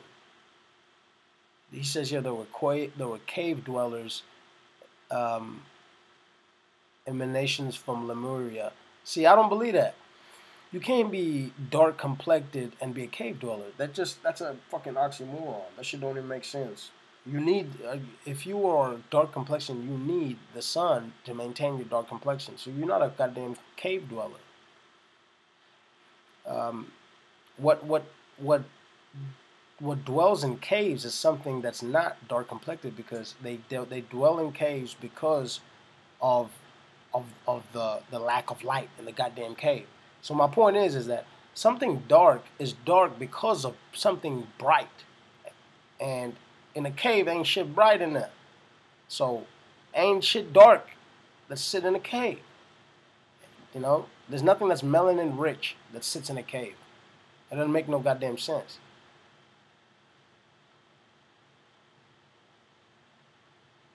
Okay, what's this right here? See, I can keep going, folks. These are all articles. I can keep going. This is from the what is this? Archaeology and the Prehistoric Annals of Scotland by Sir Daniel Wilson in 1851. Let's see what he's talking about. He said, thus, the Creathian and Picardard, or the northern or southern Picts of Scotland, are frequently distinguished by the Welsh chroniclers as the Gweldon Duo and the Gweldon Gwyn, or Black and Fair Gaels, by which the Romans distinguish the northern of the Victorianus, and the southern Picts is only a combination of the Celtic Du or the Dub, Black, with the generic name adopted by them. We may confidently anticipate that these researchers into the races and languages of the central region of Asia. So yeah, man, so it's like, this is article after article. And finally, here, what we got here? HLA genes in Macedonians and the sub-Saharan origin of the Greeks.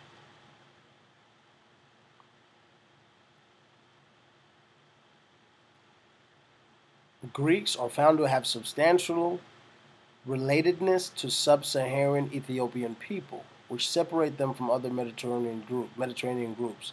Both Greeks and Ethiopians share quasi-specific DRBI alias, such as these are genetic distinctions and are closer between Greeks and Ethiopians groups than any other Mediterranean group, huh?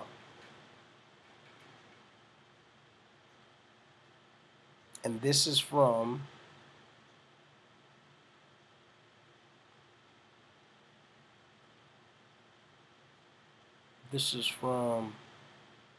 is this all the same? Yeah, okay. And his colleagues are saying is that his African farmers were, no, that's not the one. So yeah, folks, like I said, there's more and more. These are all articles of people from all through time who are telling the truth, right? Who are telling the truth. So it's like, I could keep reading all this shit. I can keep going. I could keep going. I could keep going. It's just that there's so much. And it's one of those things where all these people can't be lying, man. You know? All these people, they just cannot be lying about this. And you have to understand, when you just look at logic, when I was telling y'all about the woman, how only one woman can have all shades of races of people, but the other can't. That's how it is. That's how it really is. That's how it really is. So it's either, it's like we just understand that and we move on, or y'all keep fighting and acting like y'all are better than us and keep lying to us and saying Wonder Woman, and if, the days when women were XX chromosome, which based on science 300 million years ago, that's exactly what was going on. But then y'all gonna lie to us and say they were all white women. There wouldn't be no goddamn black people. And if I type in Adam and Eve and she's white, and then they're both white, there wouldn't be no goddamn black people. So anytime when history is left in y'all's hands, y'all exclude any other race and give yourselves the credit as if y'all started everything and anything that's spoken about, and that has any relevance to the progression of us as humanity. Y'all try to claim it all. Y'all try to claim it all. Y'all, and then you will lie through your teeth just to do it. You know? And if you wonder why I'm saying that, like I said, type in Adam and Eve and tell me how there's black people on earth when Adam and Eve were white. How the fuck are the black people on earth? How are the Mexicans on earth? How are the Indians on earth? It's because y'all like to just take all the credit. Y'all like to take all the credit. Because y'all know how important that credit is. Y'all know how influential that credit is. That's why. So, in regards to the woman, that's why she's put in the background. It's because y'all want her credit. Y'all know how influential she is. And that's why I'm saying that shit, it's going to stop. It's going to stop fucking with me. There's no more of taking advantage of our women, man. You know, and if I can't stop it, nature will. You know, and that's who I ride with. So it's gonna be hard to stop me. Good luck, motherfuckers. I got nature with me. I got nature with me. You know. So understand, people. This is a war. It's a war against nature. It's a war against women. And you know what I'm saying? It's either you gonna fight, or it's either you're gonna give up, and you're just gonna be just as dumb as the rest of the masses out there. You know, understand that the woman is number one. This is only part one. I'm gonna bring out some more info. I got plenty more, and then I'm gonna bring out some more pivotal, strong, influential women that have been through time, that have, like I said, that have given much influence through us, to us, and for us, and just like I said, I want to show you guys the true relevance of the woman. And as left and right as we went, understand that's how nature is. That's how complex nature is. That's how complex our woman is. That's how complex nature is that, you know, some shit you might think it's a fucking comic book and it's a joke, but it's really based on some real shit, you know? So I appreciate your time. I'm going to let y'all go. Happy New Year's. It's 10:51. I'm going to go and enjoy the last few hours, you know what I'm saying? But really, to be honest with you, I think I'm going to go back to I need to get back to the studio. I'd rather start the new year doing what I love doing anyway. So y'all have a good one. Peace. Respect your woman. Respect your mother, your sister, you know what I'm saying, your auntie. You know what I'm saying? Not just kiss them and love them. You respect them. You respect them. When I say respect them, I'm not saying just open the doors for them. I'm talking about you respect their opinion. You know what I mean? You respect their mind. You respect their heart. You know what I'm saying? Their wisdom. All of that. You know? We got to put them back where they need to be. You understand what I'm saying? No more of this, you know, just this condescending nature, and our women are nothing just trophy pieces. No more of that shit. You know what I'm saying? Like, it's because we got to think about it. Our daughters, right? We don't want that for them. So why would we do that to the others? You know what I'm saying? So the woman is first. Black woman is God. The woman is first. Black woman is God.